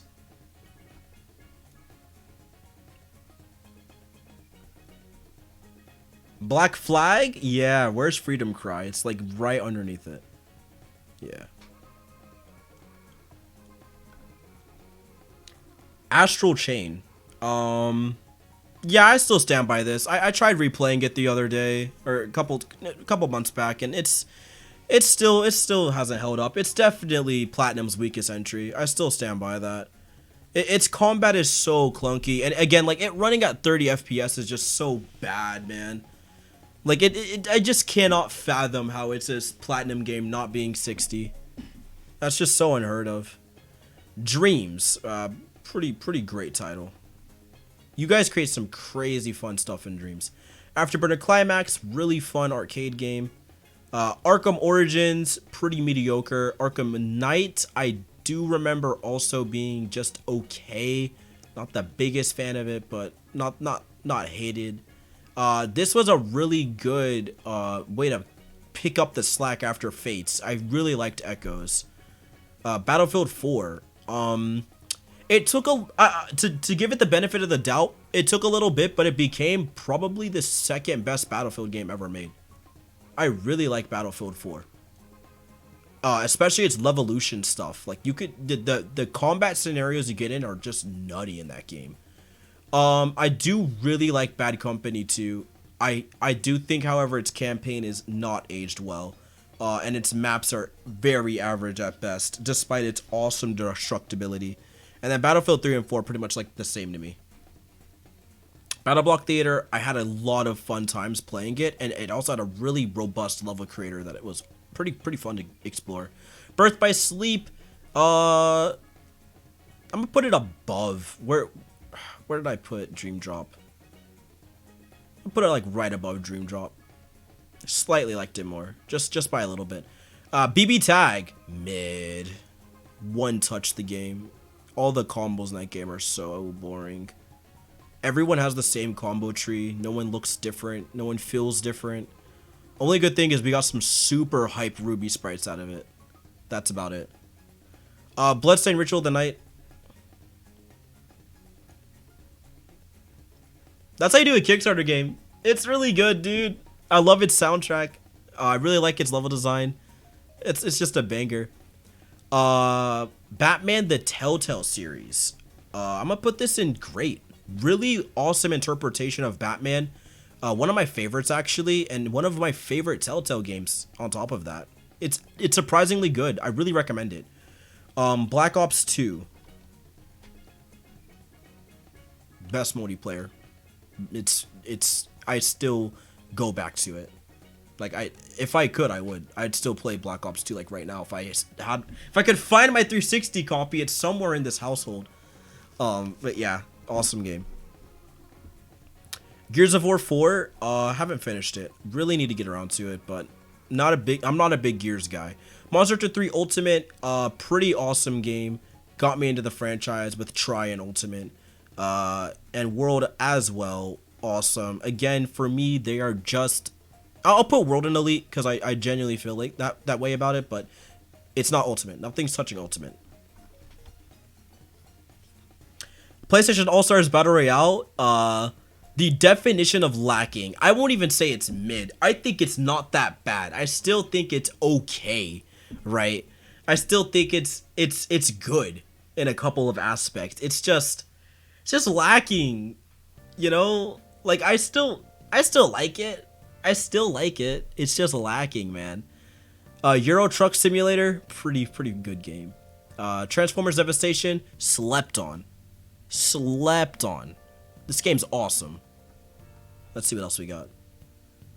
Super Smash Bros. For Wii U. Now that we're not doing like my sappy stuff, I could actually be honest. This game's just okay. This core gameplay is so bad. It's so floaty. Bioshock Infinite. Shoot. It's right. It's so close to being mid. Its story is arguably one of the best AAA like developed type of fake deep stories out there, but that gameplay, man, it's so standard. Maybe I have to give it another play. Bravely Default, one of the best RPGs ever made. It's simple, yes, but its combat system is so fresh. It's so fresh. Broforce is fun. Link Between Two Worlds, I really liked that one. The 3DS one's pretty great. 3DS games are so good. Skyward Sword, Exard, obviously elite. Skyward Sword. I'd throw it in great. I don't think it's quite up there with Breath of the Wild and I think that's it. But yeah, Advanced Warfare was pretty good. Slept on. IMO. Same with this one. I like these two campaigns a ton. Modern Warfare, however, the reboot was awesome. Everything about it was sick. This is like a good AAA game, and they just keep adding stuff. It's awesome. I really like it. I play it a lot, and its multiplayer is pretty good, and it had some really fun gunplay stuff. Like the double time sprint mechanic was so perfect, and its campaign's super good. Ghost Runner, I played this off stream and kind of like behind closed doors essentially. It was fun. Just remember it being good. Like I wanted to make a video, but I was trying to wait for them to iron out all the bugs because it was really buggy, which is why it's here. Because it was just buggy. It's just really buggy. I see the potential. Storyline was pretty okay too. Disney Infinity, pretty great game. 3.0 was pretty much up there. You take everything about the second game and expand upon it. Add Star Wars characters. What can go wrong? One of my favorite toys. I think it is my favorite Toys of Life game, actually. Cave Story, Elite. Now, I know Cave Story came out in 2009 technically, or something like that, 2004. However, we're looking at Cave Story Plus, which is like a complete overhaul in terms of graphics and gameplay, and or not really gameplay, but graphics especially, and music and all that. So I'm, came out in 2010 on WiiWare, so I'm willing to let that one slide. Celeste, pretty great game on the cusp of being elite, but it's missing a couple things. Chivalry, oh, it's there twice. Dang it. Persona 5.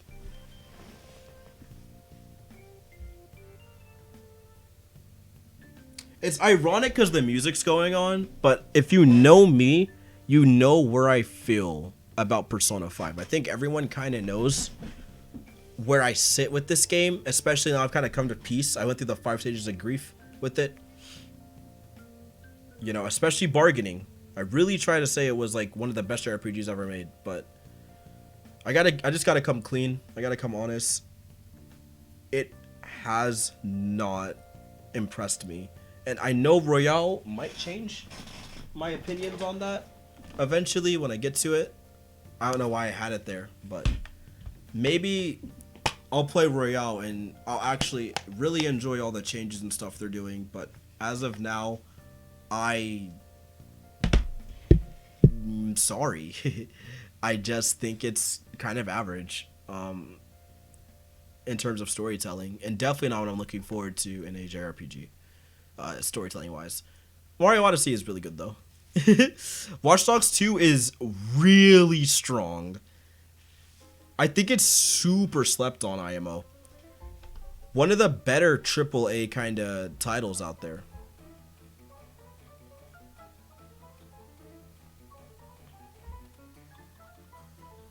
Did it just disappear? Wait, I am losing. Oh, I see. It didn't go all the way up. Yeah, sorry. Watch Dogs 2 is pretty good. Ubisoft killed it with this game. I think they did a really strong job of making you, one, really weak so you don't rely on weapons like you did in the first game. Two, making the environmental puzzles super fun. It's not just like go here and do the same repetitive things. You actually have to plan stuff out and hack into cameras. You can like completely go through strongholds and areas just by hacking. And they still have yet to replicate this. I think it's really, really well handled. And on top of that, a lot of the stuff they touch on is pretty tongue-in-cheek. It's funny. It does try to be a little bit of fake deep and serious at times, but I think its storyline and everything is just really well handled and fun. Killer Instinct is one of the best fighting games ever created, and more people should play it. Also has rollback netcode. Crash Bandicoot 4 is great. I already talked about that in my video. Res Infinite. Excuse me, I don't even know why you're on here. Because you're like a remaster. I think it's just with VR support, right? Weird. Mark of the Ninja. One of the most interesting art styles. Very 2D, very comic book-esque. Sick. Fun stealth game. Love a 2D stealth game. Still haven't finished you either. Persona 4 Dancing All Night. Elite. I'm kind of, a little biased here. Wolfenstein 2 is so mediocre. Replaying it was awful. My first play, I was like, this isn't too bad. I replayed, I'm like, this is awful. No, I'm joking. It's not that bad. But Wolfenstein 2 is very, very lacking in a lot of ways, and on top of that, mediocre. Like it tries to be this giant cinematic like set piece going through the, I guess, tail end of the Blazkowicz tale and all that. But the issue with Wolfenstein 2, the new Colossus, is the game is not playable in the sense that you really only get, I kid you not, like 4 to 3 hours of gameplay, and the game's like 16 to 10 hours long. Or sorry, 10 to 15 hours long is what I meant to say. And most of those 10 to 15 are sitting in cutscenes or walking segments. And the core gameplay that's actually really fun and robust is just not there. And the cutscenes are funny, and they're not the end of the world, but it's definitely lacking. Daemon X Machina, pretty good game still. Tekken 7, Elite. Dangan, Rappa, Trigger Happy Havoc. Kind of like I was talking about with Cosmos, it's not I won't say it's necessarily good, because it's all story, and I find that story to be very but its art style is, I'll let it slide because its art style really does carry it. I think its art style is really great. I just am not a huge fan of its storyline, personally. And I'm sure the sequels might be better and all that, and I really need to get around to them, but that's just personal opinion. I need to get water, dude. Dark Souls 2? Yeah, that's mid. That's mid. I really don't like 2. Compared to the Souls franchise. Dark Void. This game I was really hyped for as a kid, and it's bad. Like, its controls bad, it plays bad, it's just not good. Darksiders 1, pretty good. Darksiders 2, also pretty good. Same spot.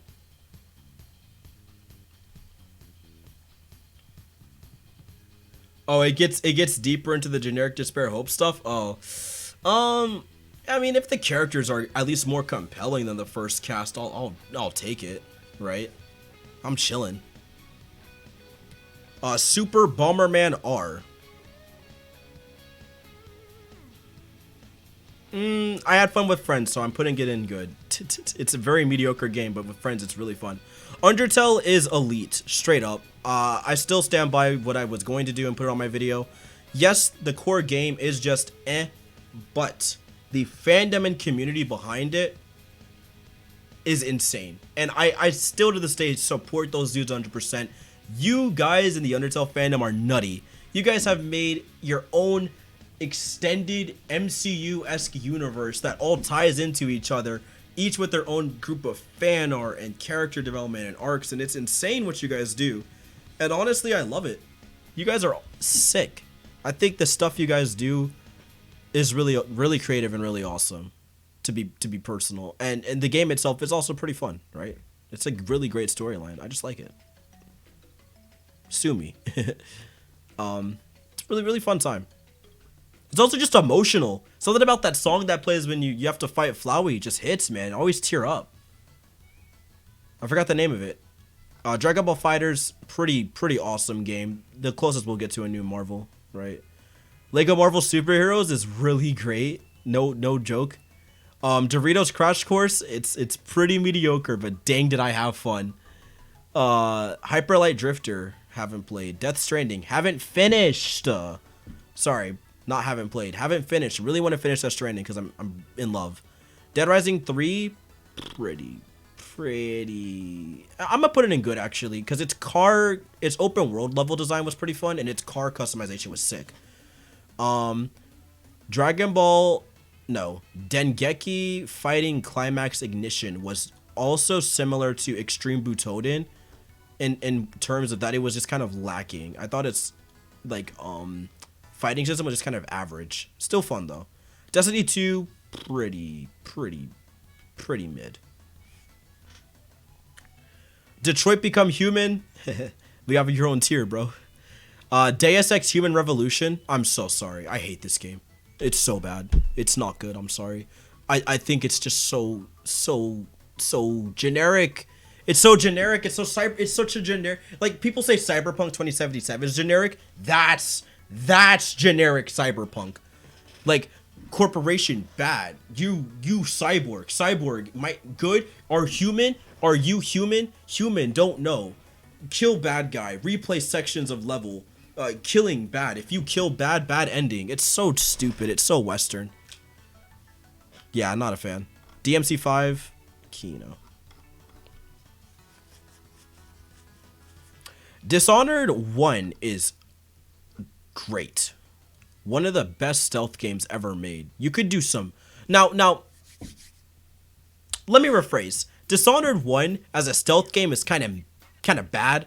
Dishonored as a action hack and slash title where you get to utilize traps and play like a character action game, it's really fun.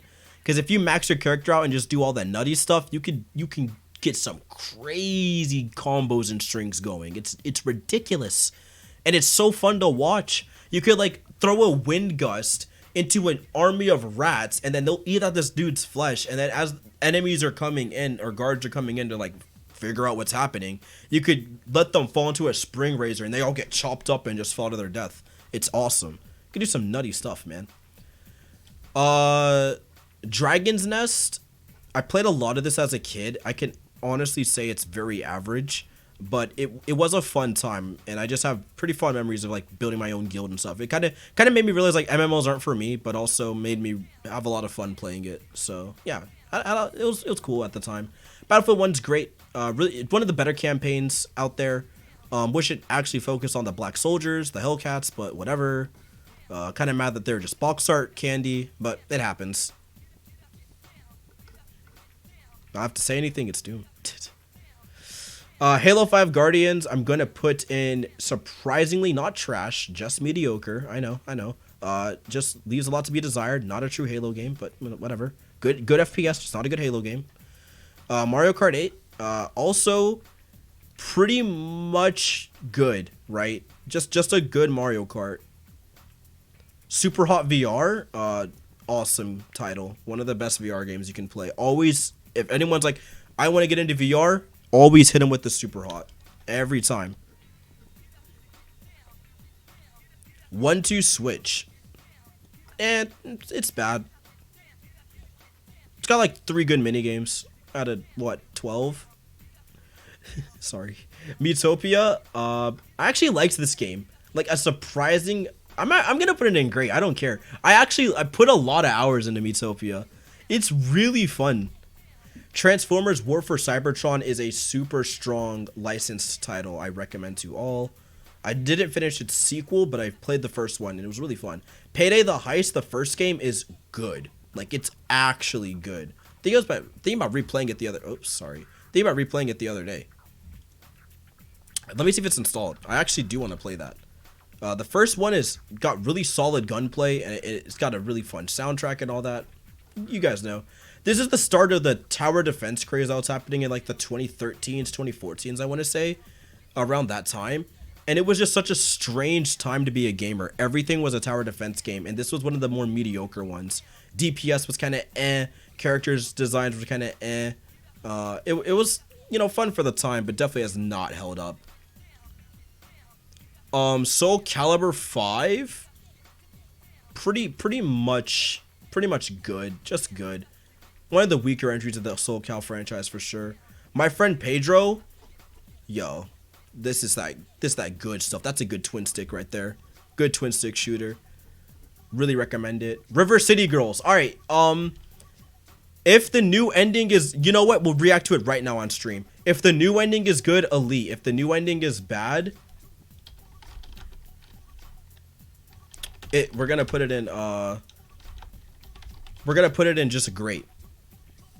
If the new ending is good, we'll actually put it in elite where it belongs, because it is one of the best games I've played pixel art wise.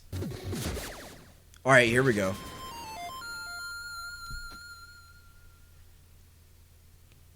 Stomp out the body. Oh, poop. We'll never live this down. Mm-hmm. Look at the pixel art. No fair. You cheated.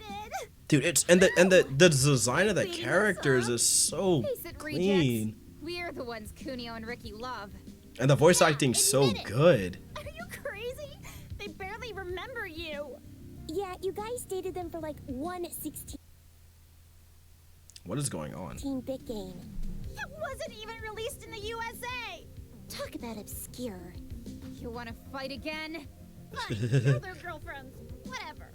Can we leave now? We did it. Should we still kick them out the window? Why not? That's pretty funny. I like the manga little panels too. This was a bad idea, wasn't it? Not our smartest plan. Maybe if we twist our bodies just as we land, we can... Hey, we're not dead. No, but we're gonna be sore tomorrow. It just ruined a Japanese shrine. What is it, Kyoko? Oh man, you were right, Ricky. A trip to the spa. Oh my goodness. I agree, Kunio. It is relaxing. Huh? Ah, it's girls! Look away! The spa's for men only. Kunio! You big dummy, we've been looking all over for you. We thought you were kidnapped, Ricky Poo. Kidnapped? As if. What made them think that? No idea.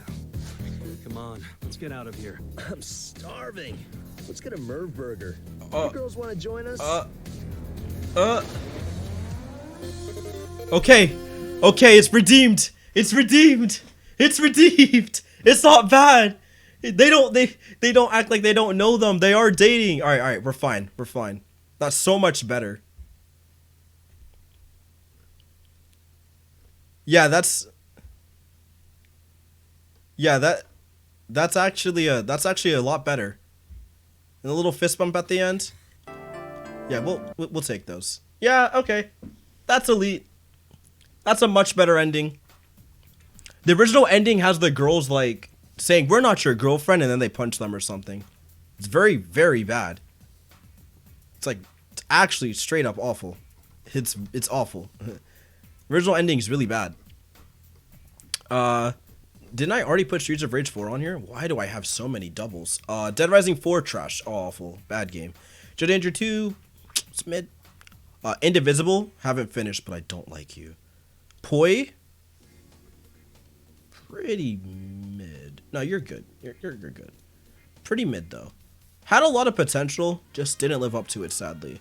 Binary Domain, had a lot of fun with this game. One of those like weird Sega third-person shooters that was really fun. Starhawk.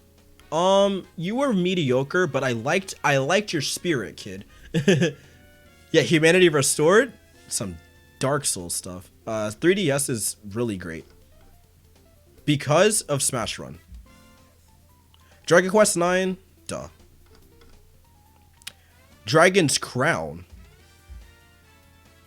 Where am I going to put Dragon's Crown?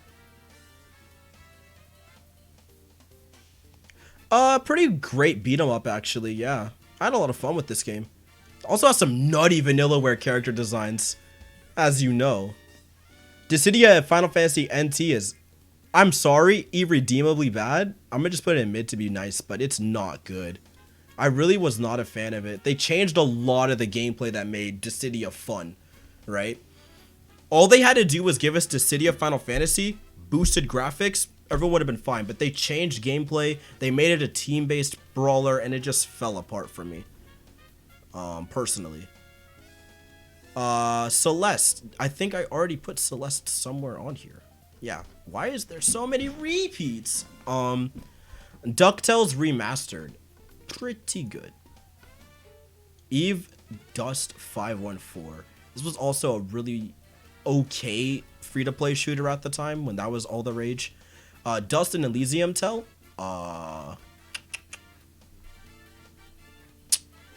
I'm floating between great and elite. I think I'm gonna put it at great. Really strong Metroidvania. Love its characters and artwork. Kirby Planet Robobot. Elite. One of the best Kirby. I think second best Kirby game. First is still Superstar Ultra. Valorant. I'm so sorry. I'm so sorry.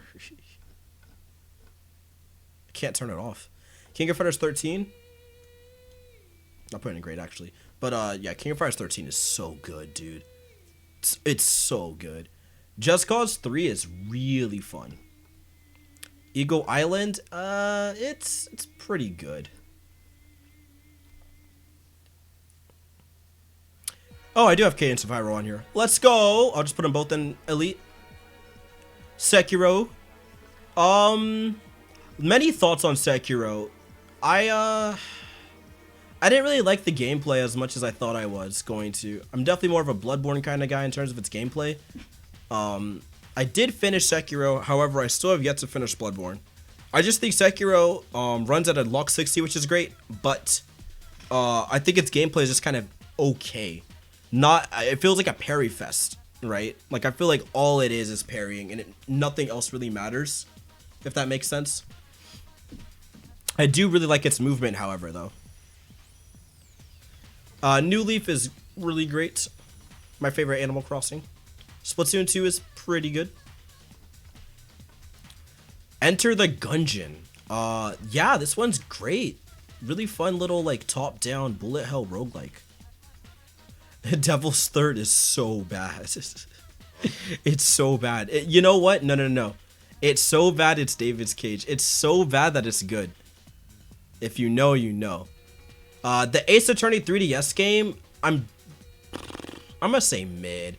It's not bad. It's not, you know, it's not that it's bad, but it's definitely not like good. It's not what I expected with Ace Attorney. I feel like it's too easy.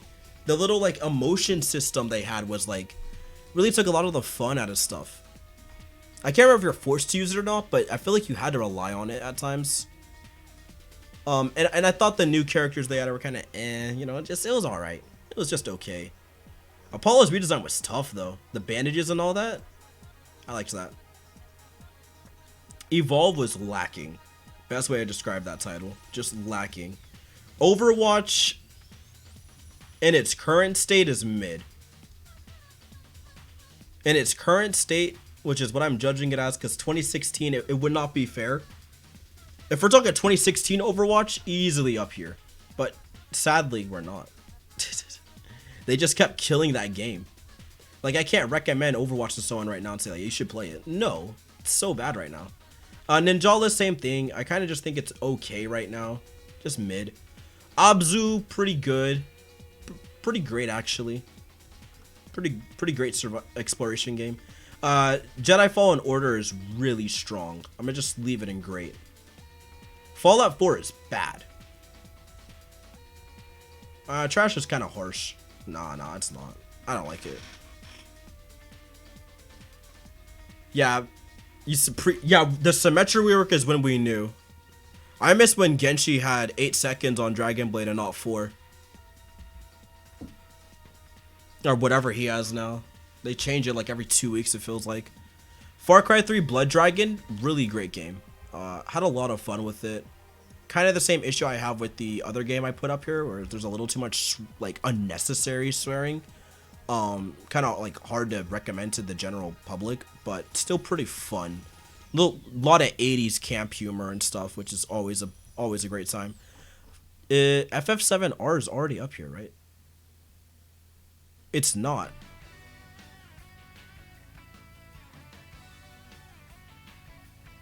Oh, we maxed a million, dude? Yeah, Final Fantasy VII Remake is really elite. Fez is just mediocre. Found a lot of its puzzles to be kind of bleh. FF15, sorry.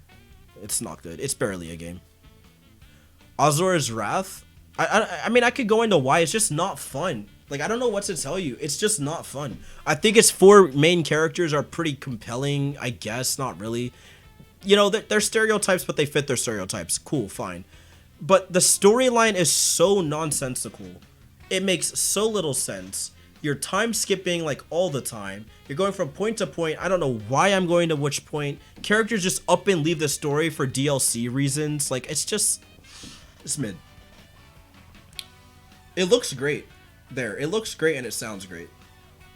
But I'm not a fan. Azura's Wrath. Yeah, that's elite. I still stand by that. I really like Azura's Wrath. Fire Emblem Awakening is really good. It's really strong.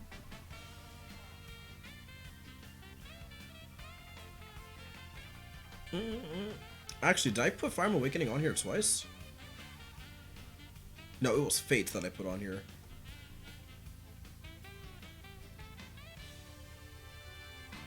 Yeah, it was Fates. Okay, we're good. Fire Emblem Warriors was the kind of starting of the downfall. It had some good ideas like switching between characters and stuff, like mid fights. However, its maps and overall like story, not good. Excuse me. Five Nights at Freddy's 1, great time. Now this is the perfect FNAF game because it's just FNAF in VR. Nothing changed. Fallout New Vegas, yeah, really strong game. I really like New Vegas, man. Fortnite, mid. Freedom Planet, it was pretty good. Little throwback to Sonic Adventure, right? Sonic Genesis era. Had some nutty characters. I think you could like ride a motorcycle with one character, which was crazy. And I really liked its level design. Like you really get to you know, platform and do some crazy stuff with it. Fuse, pretty bad. You know, it's bad. You know, just so it doesn't sound as harsh. There we go. Pretty bad game. One of Insomniac's worst titles. Still kind of cool with what they try to do, but not good. Hyrule Warriors. Yeah, I like this one. Pretty great game, especially with all its DLC. Out of all the Muso games, this is still my favorite. Like, even in the Dynasty Warriors franchise, it's so good. There's so many characters, and they're all actually diverse and unique that I can't help but, like, love it. And the core maps aren't even that egregious or bad. The maps are really fun to explore. Let's see what else we got here. New Super Mario Brothers U. Just mediocre. Nothing wrong with that. Gears of War Judgment. Also just mediocre. Sorry, my ear is killing me. Did we already put God of War down? We did not. God of War 2018, man. I'm gonna put it in lacking. Actually, I'll put it in mid, at the top of mid. And no, bottom of good. I think the combat is very, very repetitive. I don't like its light RPG elements at all.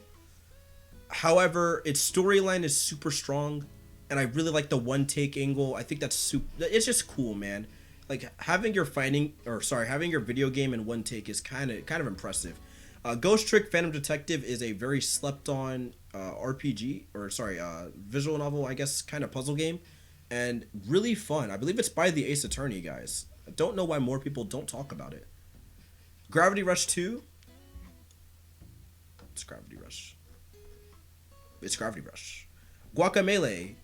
This was a really good Metroidvania, one of the few like Western kind of ones that are really fun, and had a combat system that was sick. You could do like really bunch of crazy combos. I believe you could like grab enemies out of midair and use them to like launch off like a springboard or just throw them into other enemies. So there's a little bit of creativity in terms of extending combo trees and stuff. So you can imagine when you get into arenas, the nutty stuff that would go down. And of course you got the kind of the you know, Mexican vibes, so that's always fun, right? With the luchadors and all that. Really cool game. Dusk is a really elite title. Easily one of the best you know, FPSs out there. One of my favorites. If you like 90s FPSs, perfect. Hades. It's Hades. I've talked so much about Hades. Halo Reach, definitely my favorite. I'm putting it in great because its multiplayer sucks, right? But it's got my favorite Halo campaign. I think my second or third favorite. I think it's my third favorite. I think it goes Halo 3, Halo 1, and then Reach, if I'm not mistaken. I gotta remember my video because I still stand by all of it. Pretty sure that's how it goes. And then 4 or 2 is after. Yeah, I remember. Hollow Knight is one I haven't finished. I won't cap. Almost got you guys though. Hotline Miami. Really fun. I think it's just good. I really liked its gameplay. For me, it was the graphical style that I didn't like, in all honesty. I like the character models and the way they kind of ebb and flow, but the core, like, top-down perspective and all that wasn't for me. Infamous 2 is really fun. Its storyline is definitely the weakest of the entire Infamous lineup for me, but its gameplay is a cut above the rest. And Sucker Punch's best open world and movement free, next to maybe Second Son. I already threw Dissidia up there, so I won't throw that up there again. Final Fantasy 13 is just lacking. So many interesting ideals that don't get realized till their sequels, so I don't even want to talk about it, man. It's rough. Yooka-Laylee is great. What an awesome platformer adventure title. Really love Yooka-Laylee, man. It's the Impossible Lair, at least. Pretty sure that's the Impossible Lair, yeah. Impossible Lair is just very much what I wanted Tropical Freeze to be in a lot of ways. Well, actually, it's just more of Tropical Freeze because I wanted a new Donkey Kong game, and that's the closest we'll get to one for now. Need for Speed Most Wanted was a pretty mediocre reboot of a beloved classic, and they just took out all the urban fun stuff that made Need for Speed. Second Son is right behind Infamous, pretty much. Infamous 2, pretty much. So, where is it? There we go. A lot of repeats. Jeez. Injustice Gods Among Us is mid. I really liked its core campaign, but its gameplay, especially on a competitive level, is awful. If you've ever played it on competitive, Superman laser spam is not fun to deal with, along with all the other moves. There's like no mobility to escape it, and they try to fix it with Injustice 2, but you know, to a pretty good extent, but it still had a lot of those issues. And also NetherRealm games, they just always are lacking a little bit, right? I thought its character models were also kind of ugly. Some of them are kind of ugly. Just Cause 2 is great. One of the best open world games you can get your hands on. Always recommend it to folk. Kid Icarus Uprising is elite, goes without saying. KOF 14, if it had better online, would easily be an elite, but I'm putting it in great. I think KOF 14 is sick. I wish more people played it. I love its combo system, man. You could do so much crazy shenanigans in that game, right? We might boot it up on stream someday when it comes out on PS5. I think it's sometime this year, and you know, do some stuff. But it's awesome. That's all you gotta know. It's pretty sick. Oh, I Robobot twice. My fault. Epic Yarn was good. Just way too easy, but super cute and adorable. Return to Dreamland, however, was great. Really liked Return to Dreamland. Especially being able to play as like Meta Knight and King Dedede and stuff. Even Spear D or Waddle Dee. Really fun stuff. And it had a pretty diverse set of worlds and some really challenging levels towards the end of the game, which was surprising for a Kirby game. I think it was like a challenge levels you could unlock, which were really cool. And some time trials and stuff. Battlefront 2. Yeah, Epic Yarn multiplayer was really fun. It's just still too easy, right? Not much of a punishment. It's so like you can 100% the game while you play it, if that makes sense.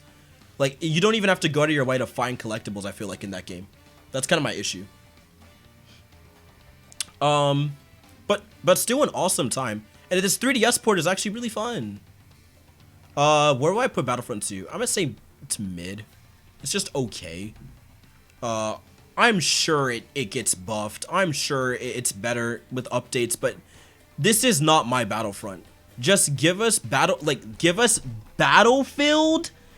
EA, DICE, give us Battlefield, okay? Give us this and do a Star Wars repaint. That's all we want. We're not asking for much. I don't want your stupid hero modes. I don't want your dumb, all that nonsense. I just want Battlefield with Battlefront. Give us tickets. Give us vehicles. Give us flying to space and ground. And give us combat. We have the SSDs to do it now. We have the hardware. Oh my gosh. Like I'm actually molding because I can't believe they flubbed it up so bad. It's such an arcade experience and it's just not fun, man. The only fun mode in Battlefront 2 is the squadron fighter mode. Job Simulator is really great. One of my favorite VR games out there. Really like this one. Killzone Mercenary is a super strong Vita game. This is like the game that like made me really fall in love with the Vita as like my second favorite handheld ever created next to the 3DS. And the reason why is because you can do so much crazy stuff. They did like so much with the twin stick analog system, and it has the battery life to boot. And you could just play like a full FPS with no drawbacks or cutbacks, and even with online multiplayer and all that, fine. It was insane. Dark Souls 2 mid, low. Yeah, Dark Souls 2 just isn't the best to me. Compared to Dark Souls 1 and 3, yeah, no. Dark Souls, I'm not a huge Souls guy anyways, though. More of a... More, I don't know. They're just not really for me. They're not really for me. Let's see. Lego City Undercover. Where would I put Lego City Undercover? Pretty much a great game. Yeah. This is the one that really did it to them. is the one that really put Lego on the map for me. Really creative puzzles, really awesome world design, and it's just funny, dude. It's super funny. What else do we got? Lethal League Blaze. Yeah, pretty great title. Awesome successor to Lethal League. A lot of cool new characters and really exquisite campaign. To use the big boy words. This was very mediocre. Crysis 2 is a game I kept trying to love, but I couldn't. Sonic, it's just not good. Like, it's not open-ended. It's very linear. Doesn't look as good as Crysis 1. Doesn't feel as nice to play. You get the gist. Sonic Lost World was pretty fun. I still have a lot of fun with it. It's got its dumb stuff, but I really like Lost World. Yeah, I like it. Also, I had like Zelda crossovers. How can you not like it, dude? Just Sonic Zelda crossover for no reason. Shovel Knight's an elite game. This is also how you do a Kickstarter title, right? Mad Max. Pretty good, surprisingly, for all things considered for a licensed title.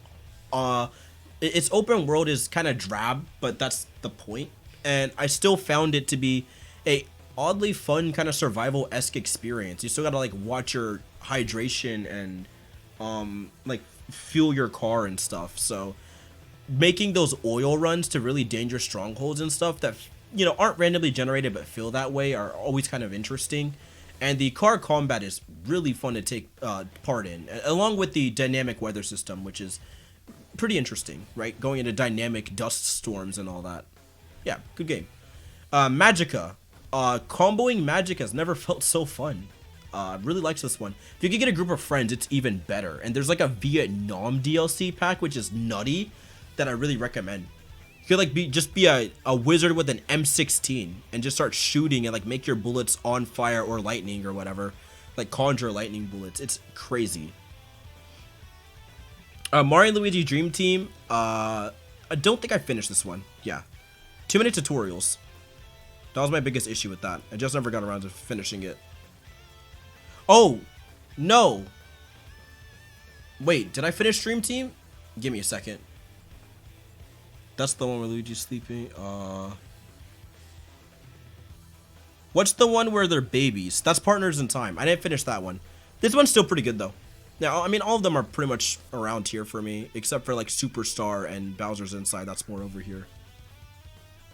Mega Man 10 is really great. One of my favorites. Let's see. Mirror's Edge Catalyst. Yeah, just bad. I'm sorry. I mean, I'm too harsh, man.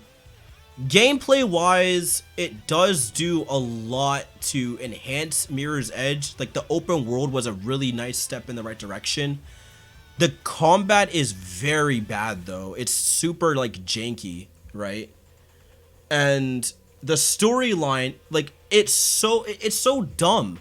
There was literally zero need to soft reboot it.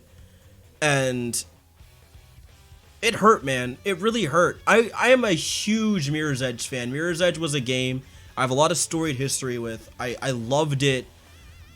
Truly one of my favorite, I guess, first-person games out there. And Catalyst just, even though it looks gorgeous and it plays relatively well, we cannot deny the fact that, goodness gracious, does its core, like, gameplay just suffer a lot, sadly. And that's kind of why I'm putting it on good. Mod Nation Racers was, I mean, I'll be blunt, it's just mid. It's a letdown. It's lacking. It's lacking. It's one of the games, it needed a couple steps in the right direction. If it, you know, was a direct sequel, if it changed the story, if it did this and that, if it just was a straight up open world reboot of the first game, right? Same story and all that, would have been easily an elite. No cap. Tighten up the combat a bit. But there's so many elements that just feel like unfinished, and its open world is just so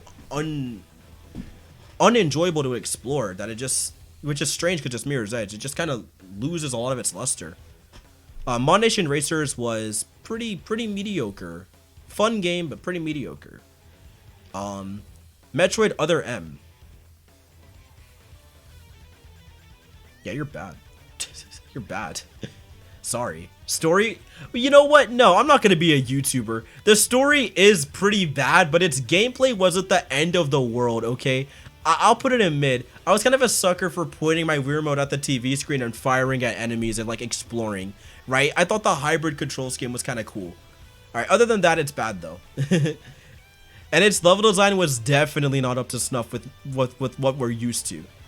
I already added sports mix. Mr. Swifty. Or Shifty, still pretty good.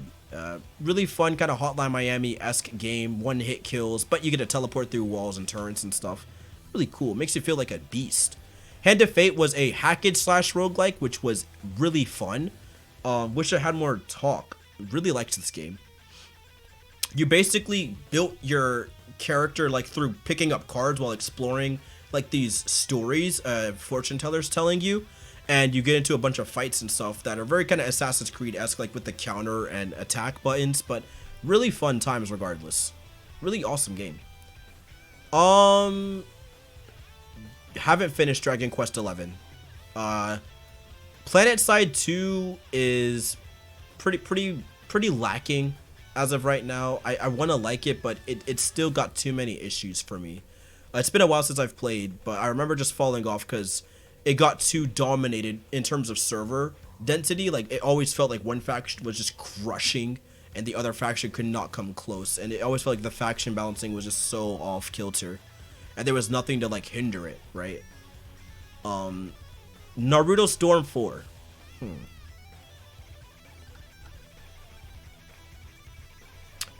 Yeah, pretty good. Pretty good anime FG, right? Pretty good anime fighter. Really love its color scheme and the way the game looks. It looks gorgeous, man. New Super Luigi's U is a really great game. I love its more fast-paced, hard platforming style. Definitely kind of a little bit of a Mario Maker precursor, right? This game's straight up trash. Nintendo Land, pretty great. Dude, I need water, like, immediately. We should probably get water. Let me do Neo and then we'll grab water. Neo 1 is elite. Neo 1 is an awesome, you know, Souls-like game. This is what I want Souls-like games to be. There's movement, there's mobility, you can quickly dodge. Every single move you make is up to you. The key canceling is nutty, because you could like swipe and then cancel and back off and stuff. It's sick. There's so many crazy builds and stances and things you could do. And every fight you die in is like directly your fault. There's none of that like Dark Souls jank to me. It's like I'm rolling and I get hit by the tail end of an attack and it does max damage. If you get hit by a tail end of attack in Neo, it does minimal damage, right? As it should. If I barely dodge something, it's gonna barely hit me and reflect that on my health bar. It's not gonna take up like a huge chunk like in Dark Souls. So it makes the combat not, you know, punishing and frustrating, right? It just makes it, you know, dang, punishing. Like, dang, that happened to you. It's not frustrating like Dark Souls, where I feel like everything has to be frame perfect. But that's just me. I'm gonna go grab water. I'll be right back. Let the music rock.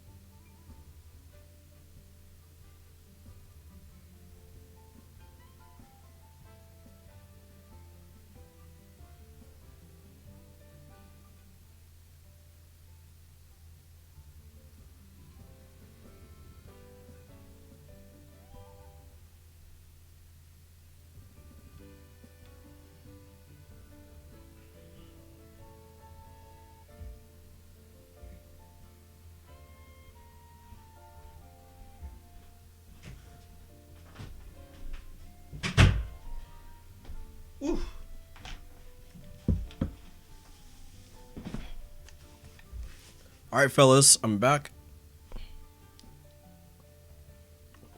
Let's speedrun this. Alright. Overcooked 1 and Overcooked 2. Admittedly, are pretty great games with friends. I feel like the only way to really enjoy them is you need a full party, though. If you just have like 2 or 3, or 1 or 2, the game just tanks. Just tanks. It's so hard. Give me a sec. The Last of Us Part 2.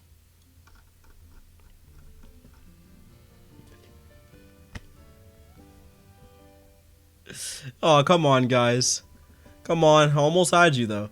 Nah, it's you know, it's better mid. I do like it a lot more than the first game. I put it in like good, almost mid. And it's not because I cared about Joel or Ellie or any of that. I really just, every time I talk about the game, I just pretend they don't exist. All I care about is Abby and Lev's storyline. I think their storyline is really well handled, extremely well acted, and the gameplay was a much better jump from The Last of Us 1. You know, be able to go prone and like grab people's ankles and stab them out, and you know, do a lot more crazy stuff. It's just better, right? Gameplay just feels better. That's what matters, guys. It feels better to play, and it's not even that bad. It's, and storyline wise, I thought it was pretty fine, minus some dumb stuff, but whatever. Borderlands 3 haven't finished. Grand Theft Auto 5 haven't finished. I know.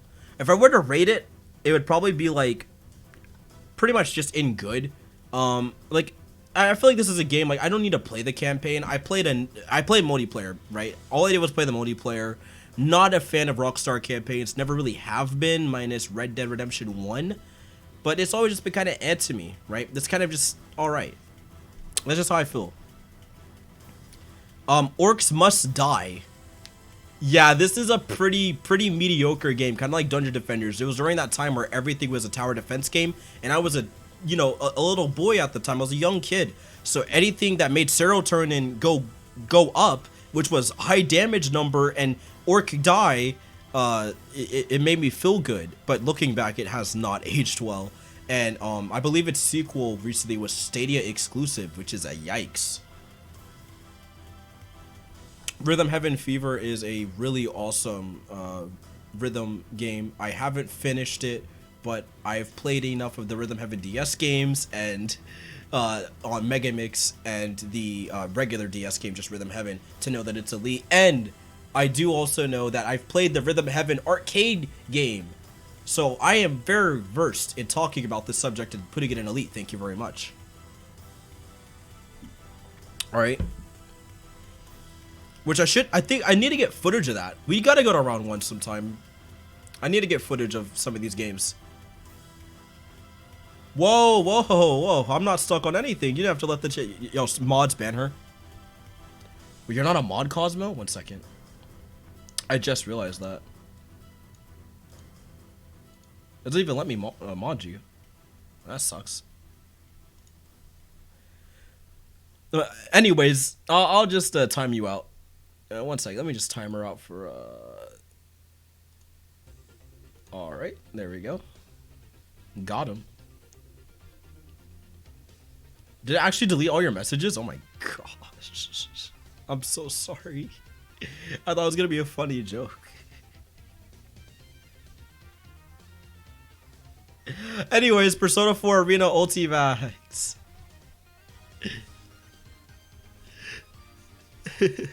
Persona 4 Arena Ultimax Elite. I really like it. Its combat is really fun. It had a really great neutral game. Playing footsies in that game is just fun. Pokemon Black and White, really great Pokemon games. I think these are my favorites, next to X and Y, which I do like X and Y. Pikmin 3, still have yet to finish, actually. I really want to get around to it. The Shadow of the Colossus remake is awesome. One of my favorite remakes out there. Blue Point knocks out the park every time. No Man's Sky is just mid. In VR, it's good. You know, just because I mainly played in VR, I'll put it in good. but it do be lacking though. This game sucks. I mean, this one's even worse than Battlefront 2. It's so bad. It looks good. It sucks. Quantum Break, pretty bad as well. Awful. There's like 4 hours of gameplay and 30 hours of just watching literal television pilot episodes. And I'm not joking. Look up Quantum Break on YouTube. Look up the TV shows, and you're gonna get a huge comp. It's just a television show crammed into a very okay third-person shooter. And when you're playing the game, it's fun, but when you're just solving puzzles and all that, nah, I'm good. Dark Souls 3 is elite. Easily the best Souls game. I feel like it has the most balanced kits, most balanced enemy types. It's just great, right? It's great. Oh gosh, we're almost done. What the heck? Ragnarok Odyssey Ace. Monster Hunter clone done right. This is anime Monster Hunter to an extreme. Played this a lot on the Vita back in the day.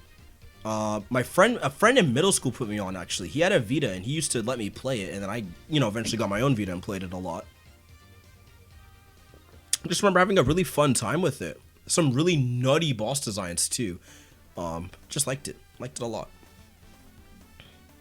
Ratchet and Clank reboot was pretty lacking. I want to put it in bad, but I'll just be nice and say it was lacking. All they had to do was, like, the core gameplay, fine. It looks great. It plays fine, right? These are my issues. The story is bad. The level design is kind of okay. And I thought the puzzles were kind of annoying. Not really fun, but just kind of annoying. The biggest sin is the game isn't 30 or isn't 60 FPS, and there's nothing I can do to get it to hit 60, which sucks because it's such a gorgeous game and there's no way to enjoy it the way it's meant to be intended. And on top of that, it has bad motion blur, like not that good motion blur where you turn and it's like, oh, I get it, it's 30, but it doesn't feel like it because the motion blur and stuff carries, kind of like Last of Us Part 2 and Uncharted and games like that. No, its motion blur is aggressive. So it just looks bad. Like everything looks smeared. It doesn't do per object, I believe. And maybe it does. Maybe I'm talking, out of my butt or whatever. But yeah, it didn't hold up. Not really for me. Rayman Legends is super sublime. One of my favorite 2D platformers out there. And I'd like it more than Origins. I'll put it in Elite. I'll put Origins in Great. But I like it more than Origins because there was these really fun musical levels in the game that just made the game so much fun to play, right? Let's see. Red Dead Redemption 1 is great. I really, really like Red Dead Redemption 1. That's like peak Rockstar to me. It's an open world that's not too big, not too convoluted or confusing, but still easy to get lost and just kind of fall in love with, right? Its characters and plot is very endearing, and I just liked its gunplay a lot. That's the best part. The gunplay was just the best out of all of them. Red Dead 2 I have yet to finish, and I just free roam in now because I genuinely do not care about its characters or plot or anything. But it was kind of fun. Rayman Origins is, great, as we discussed earlier. Great time. 3DS version's a little bad, but, still fun, right? Still fun. Resident Evil 2 is easily elite. One of the best survival horror games on the market. Resident Evil 6, however, I'll put in good. I'm a little bit of a softie for it. I love how ridiculous the action is, and I see it as a character action game and not a Resident Evil game, right? I just think it's a really nutty character action game that's a ton of fun. You can do some stupid stuff. You can drop kick a zombie and then roll over and start blasting them with your pistol and do like a flip kick to get up. Like, it's pretty fun. I think that the part of the game is great. Riggs Mechanized Combat League is actually a pretty good VR game. Makes you really feel like you're in a fast mech. Not much to say. Sad they killed the server so fast though. But I think you can still play offline, which is fine. Rocket League is pretty great. I like Rocket League. I like watching Rocket League. I like playing it. It's fun. Just a really standout game with the OST is so strong, man. Rhodia the Sky Soldier is bad.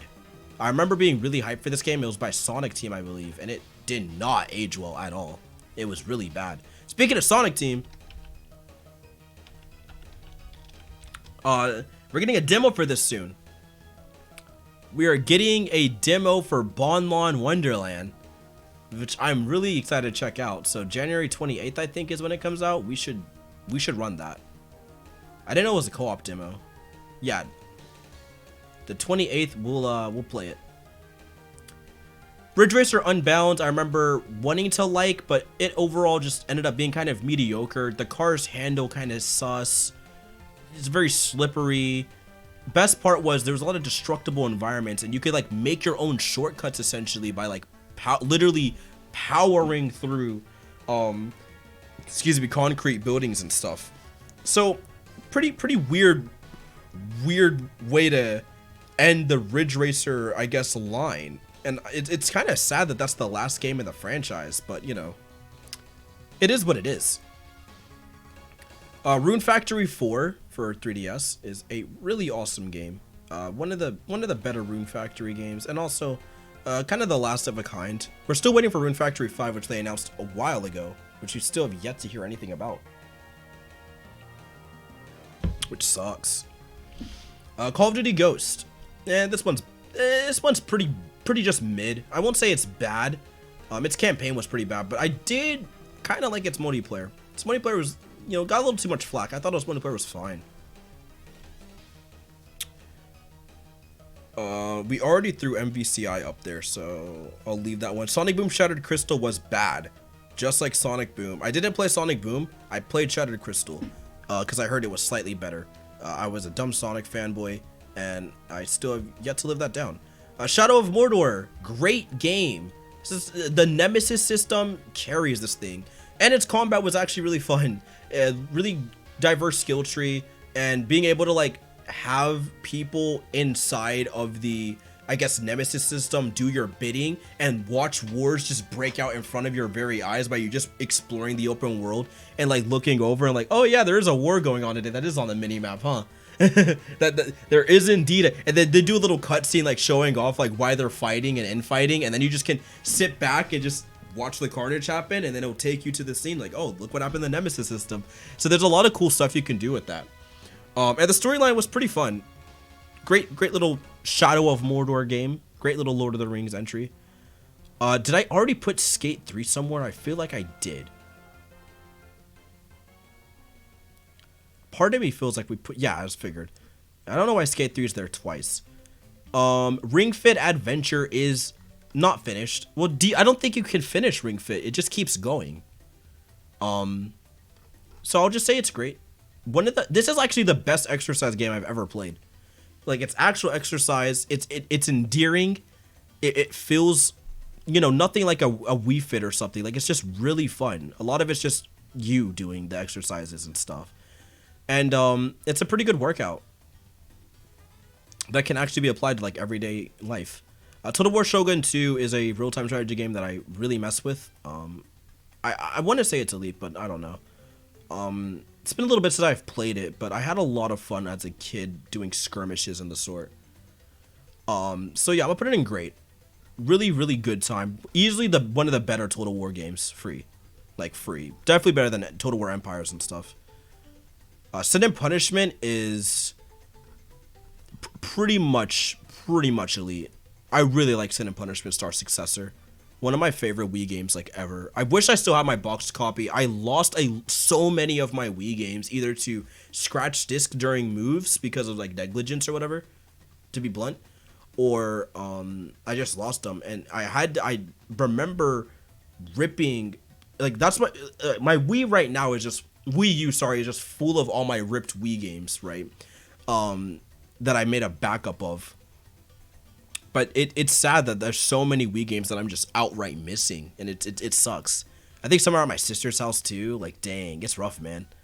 But it's a good game. It's a really fun on-rail shooter, and it's a shame again that we just have yet to see anything from that kind of franchise ever, and it sucks. I think just Sin and Punishment was just a really cool franchise though. Where are we gonna put Skullgirls? You're pretty great. Skullgirls is pretty pog. pretty awesome game. Metal Gear Solid 5 is a game that took me a really long time to warm up to, but I can confidently say now it is elite.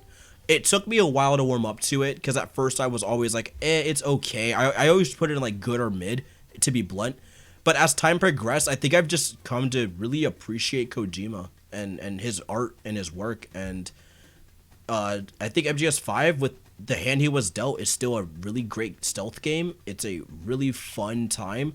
And the way you build your mother base is just so endearing. And its gameplay is easily one of the best out of all of the Metal Gear games. Like, free. Little broken with the trank gun, but that's like every Metal Gear game, so... you know, whatever. Sleeping Dogs Definitive Edition is pretty good. It's almost great, but it's got some jank. It's got some jank with the combat and the way you fight enemies and stuff. Like, sometimes you'll do your counter state and attacks will just like phase through you because you're supposed to counter, but you don't, right? And some stuff like that. But the story is really fun to follow. Definitely kind of like a really fun crime noir, so kind of crime thriller that, you know, hits hard. And I really liked its characters and stuff. Just a really strong game. I don't know if I already have this up there. We'll just throw it up in Elite because we've already talked about it in the video to begin with. So what's the deal? Super Smash Brothers Ultimate.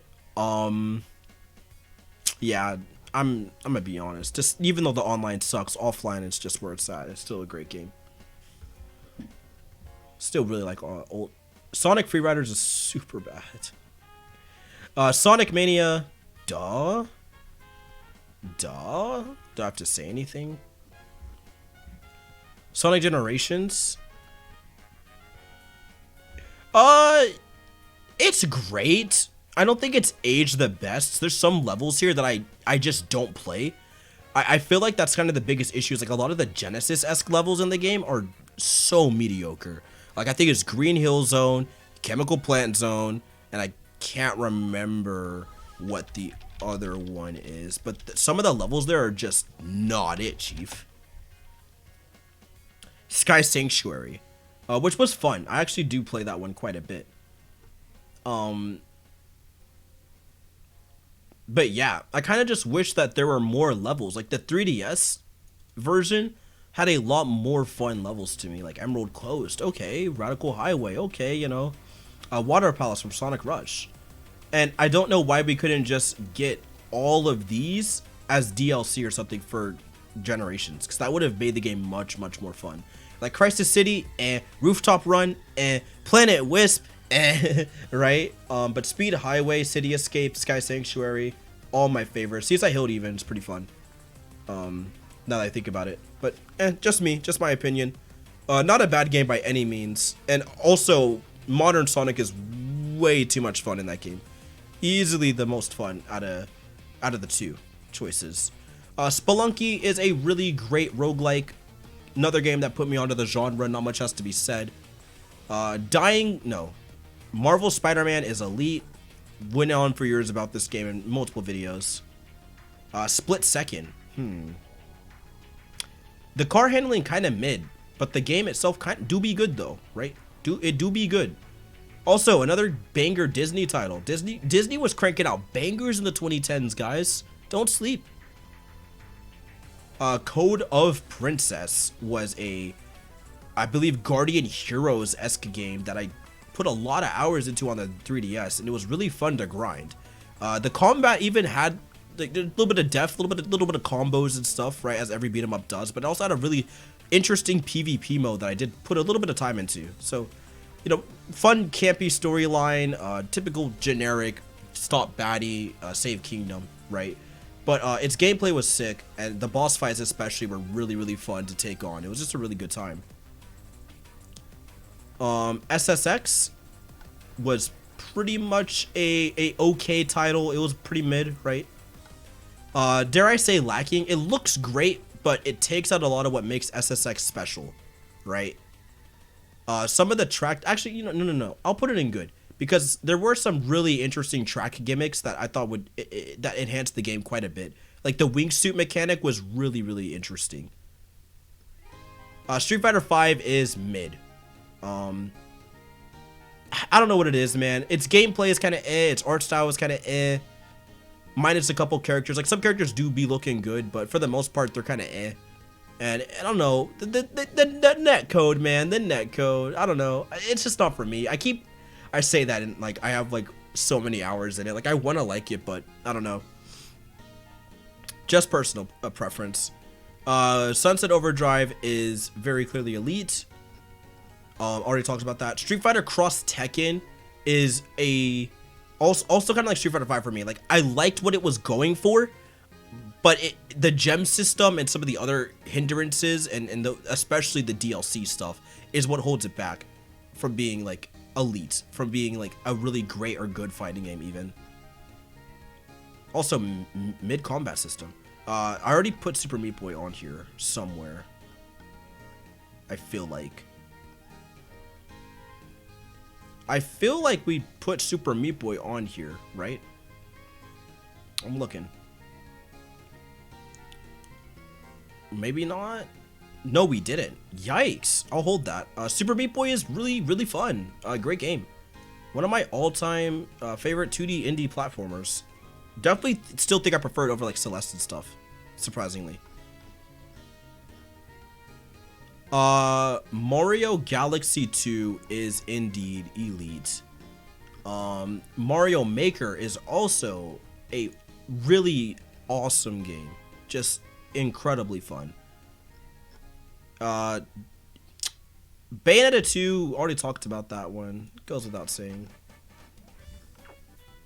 SAO Fatal Bullet was surprisingly average in a good way.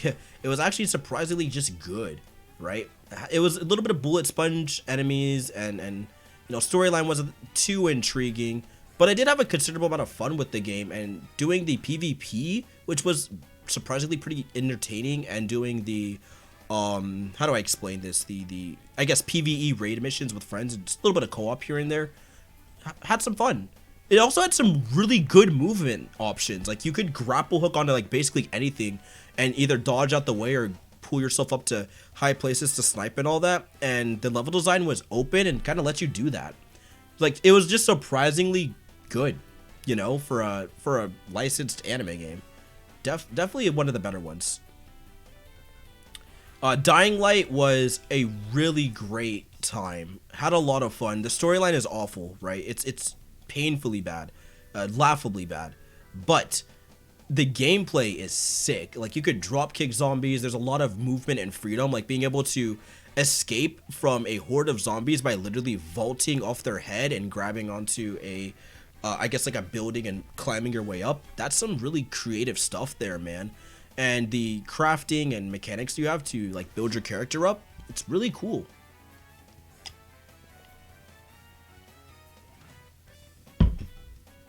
I just spilled a little bit of water. It's fine. It's fine. Syndicate was a game I remember being pretty lacking. A lot of cool ideals that just never got executed well, and it's very short. And I believe Starbreeze was also on a pretty tough deadline creating it, sadly. The saving grace was its co-op mode, which is really fun gunplay and being able to like combo all your cybernetic enhancements. But aside from that, it is pretty mediocre, dare I say good. I put it like mid, right? Really weird reboot of an RTS franchise too, but I would have liked to see it keep going. I would have loved to see a Syndicate 2. I would love to see another Syndicate in an FPS or FPS RPG style, maybe like Cyberpunk or something. I think there's a lot of potential with its storyline. Its storyline here wasn't even that bad. It was kind of standard but fun. This is a game that to me is so bad it's good. It's so awful that I ended up falling in love with it. I remember 100%ing it way back in, I believe, middle school. And it's so bad. Like, it's not good. But I had a lot of fun with it for some reason. And I was, like, really looking forward to it. It was alright, right? It was alright. I got all the suits and stuff. I got all the comic pages. It was okay. Tearaway is a game I really enjoy. Pretty great Vita title. Just a great game in general. Lots of great usage of the Vita mechanics, and I don't recommend the PS4 version like at all because you just don't get the same feel. You gotta play it on the Vita IMO for the full like experience. Terraria is really Pretty much elite. Yeah, I still stand by that. It's got a painfully average and slow start, but once you get past that hurdle and you start getting into it, easily one of the best survival games out there. So much creativity, you know. Tetris 99, really great game. Okay. Horizon Zero Dawn is one I still have yet to finish. Really need to get around to that. Legend of Korra is bad. It's not good. I've already talked about that. Theater Rhythm is exquisite. The Beginner's Guide is what every walking simulator wishes it was. There is something so poignant about the story being told and kind of the exposure to infiltrating one's mind and trying to pick apart and psychoanalyze people and the dangers and effects that brings without you fully knowing people, which is like what we do all the time, right? And the way the game executes it, not just through pretty compelling and decent gameplay by making you play games, it is really well handled, and its narrative and thought-provoking messages and stuff, and it's kind of, I won't say cliffhanger ending, but the way it kind of ends with just a what if and leaves you questioning about, you know, your choices and your lifestyle is something that has yet to be matched. And I think about it a lot. I think about it quite often.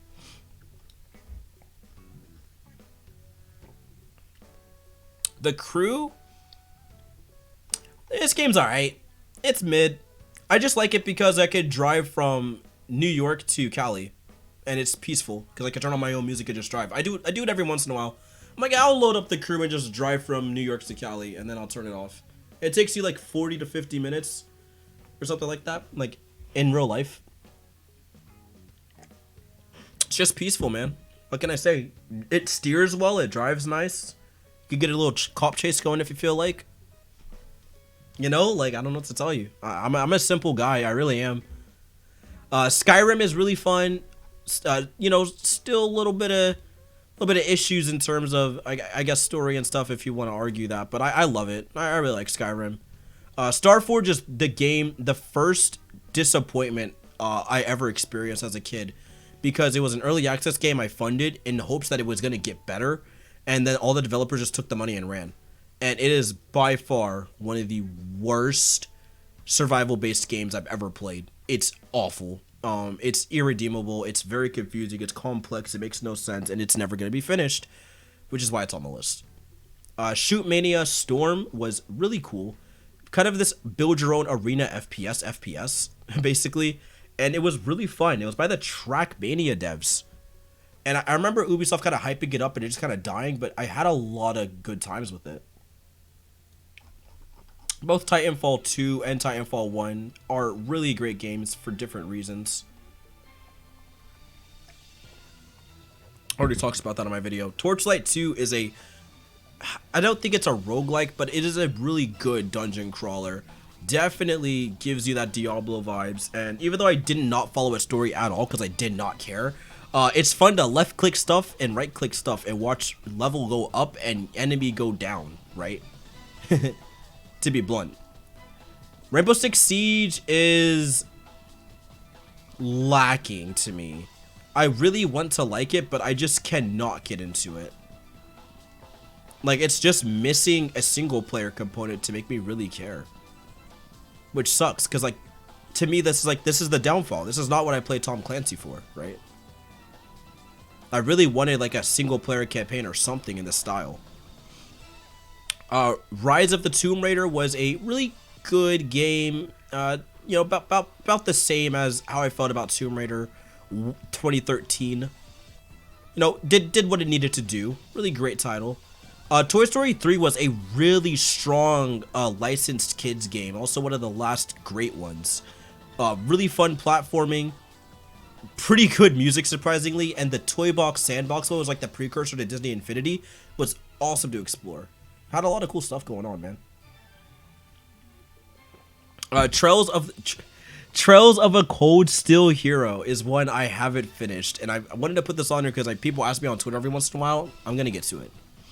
Someday. I think it's The Walking Dead twice. The Walking Dead Season 1 is great. Really good stuff. Grow Up was a game I really enjoyed. Also a great title. Kind of, I guess, how do I explain this? Puzzle adventure title. You just kind of go around trying to grow your tree the best of your ability to reach the moon. And it was cool. I never played the sequel. I heard it was good. Dishonored 2 is what I don't think I finished it. Yeah, I haven't finished Dishonored 2 yet, but so far it's not as good as 1. That's all I could say on the matter. Ultra Street Fighter 4. Yeah, it's elite. I really like Ultra Street Fighter 4. What could I say? Oh yeah, there is Sonic Boom Rise of Lyric. I haven't finished it, but I just know it's bad, so I'll just say it's bad because it's not good. Ultimate Marvel vs. Capcom 3 Elite Classic. Now Bastion is a banger. One of Supergiant's best titles, man. Can't go wrong. I really like how the levels come into view as you walk across, and the customization you have in creating your character. Uncharted is a franchise I've always found mediocre. Really did only set piece I like in Uncharted. 3 was the plain one, and everything else is just kind of average. It's just an average game. It's mid. Uncharted 4 is actually much better though. This one's really good. I really like Uncharted 4. Not a huge fan of these two. I really like 4.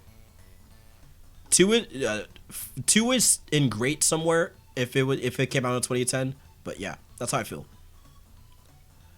Unit 13 was a pretty mediocre Vita shooter that I wanted to like, but I just could never really fully get into. I just like that it was kind of roguelike in the sense that it gave you daily missions. It still does to this day. They're like randomly generated daily missions. Sadly, the environments are pretty much all the same right now because the developers like stopped updating it, I'm guessing. But yeah, cool game. Just kind of average third-person shooter, typical military stuff, right? This was a really good dogfight arcade kind of simulator, and it was tons of fun. The 3DS version is really, really good. If you have the new 3DS version, especially the Assault Legacy Plus, I think it was called, awesome. One day I'll finish you. You're also in the so bad it's David Cage category. So short, but so just mindless fun. Mindless button mashing fun, right? Fantasy Life is great. One of the few life simulator kind of games that I actually put a lot of effort and time into, especially with my siblings. Wonderful 101 is pretty good. I still am hung up on it, even with the remaster. I really want to like it, but it's just kind of eh. I think the camera and stuff it's a little too crazy of a concept for me. Like I stated in my video, the Platinum Games retrospective, it needs a sequel of some sort to iron out a lot of its issues, I feel like. And once it does that, we're gonna have a banger on our hands, for sure. For sure. Infinite Space was a game I played a lot as a kid. I don't think I finished it, though. I don't really remember it. If I don't remember the ending, I didn't finish it. Portal 2, pretty great title. Yeah, dude. Elite, actually. Great puzzle game, especially the co-op portion. Style Savvy Trendsetters is pretty good. Not afraid to admit it. Put a lot of time into building my boutique, making sure my style was savvy. Okay, making sure I was setting those trends. All right, fellas. I'm not gonna hold you. I did play a lot of hours into this game. I don't know. I was a weird kid. It was fun though. Beyond Two Souls. You know what? No, you're not even so bad at David Cage. This game is actually just bad. It's actually just bad. The time hopping shenanigans were bad, dude. Really liked Splatoon 1 when it came out. Still do. Wolfenstein is one I still haven't finished. If you guys can get the hint, these are all games I'm going to be talking about for the most part sometime in the future. Mega Man 11 was elite. Like its art style was such a good look for the game. And I really liked its levels and stuff. And I like the new Robot Masters. They're actually kind of fun. A little standard, a couple of them, sure. But still a good time taking them on, right? And that's what matters. And OST was surprisingly great. And it begins. Xenoblade Chronicles X. I'm sorry. It's kind of mid. Only because following the game, I still figured like it doesn't know what it wants to be, right? I didn't know if it wanted to be an MMO, a solo JRPG, a sequel to Xenoblade, a spinoff of Xenoblade, right? There's so many things that story-wise and gameplay-wise, it didn't really make sense on. And I feel like the story itself just was kind of right? It does look gorgeous, and it has a really standout OST, like top of the line OST, but it's average. And definitely not worth the 100+ hours it takes to get into the game. Mid is generous for me. Yeah, you know my true thoughts on the game. I'm trying to ease up on it over the years. 13.2 was surprisingly good. I really recommend this one, especially if you didn't like 13. I gave up on 13 and just watched cutscenes after a while, but 13.2 is super strong. Mainly the fact that you are like hopping through timelines and actually having a blast with it. It's not kind of boring or generic. It's really sick. And the characters and stuff, pretty fun, pretty interesting. It's just a good time, man. I still have to play Lightning Returns. I haven't gotten around to it. Pokemon Y is great. I like Pokemon X and Y. Really like them. That's good games. Mega Evolution's sick. Yoshi's New Island is actual garbage. Trash. Dog water. Awful. Mediocre. Utter trash. Bad at the game. Garbage. Not good. Ukulele. Pretty good. I'd say it was, you know, it did what it could as a Banjo successor. I'm not a huge Banjo-Kazooie guy. Truth be told. But I see what they were going for, and I do like a lot of the stuff they did, especially the minigame stuff. I thought I'm in the camp where I thought the minigames were kind of fun, right? Personally. Yoshi's Woolly World, pretty great title. Really like Woolly's World for the Wii U. Do I still have it somewhere? I think I got a digital. No, I remember. It was pretty fun. I was gonna grab the case, but you know, whatever. I have the plush still.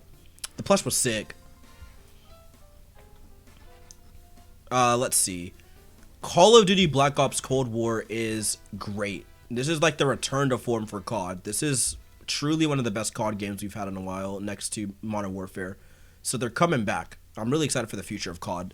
Well, Sledgehammer's next, so not as excited now that I think about it, but still. Nier Automata's Elite and Bloodborne for the big finale isn't finished. And that's gonna do it. That is my list. These are all the games, I kid you not, every single game that I have either finished or completed on my list. You know, I feel like great is pretty packed. I feel like good is also pretty packed. Mid, surprisingly, isn't as packed as I thought it was going to be. Lacking is a category that, you know, I feel like I give the games that aren't necessarily bad or mid, or maybe are, but they have ideals where I see what they were going for and I want to respect them, right? And then these are the bad games. These are the so bad it's good. And then these are all the games I have yet to finish, which we will get to sometime in the future. You know, if I make it. If I get around to them. And that's going to do it. Thank you guys for watching. This was fun. I'm probably just going to upload the full VOD, you know. No, I don't see why not, right? Keep it simple. But yeah, thank you guys for watching. Had a blast making this list. If you want to hear in-depth thoughts on some of these games, you guys already know where to click. Go to the YouTube link and all that. I'm going to stop streaming for now. Probably going to grind Rust or grind Valorant. I don't know which one yet. Depends on what I'm in the mood for. But thank you guys so much for coming out and watching. Probably going to get some food in me and all that. And I'll see you guys later. Peace.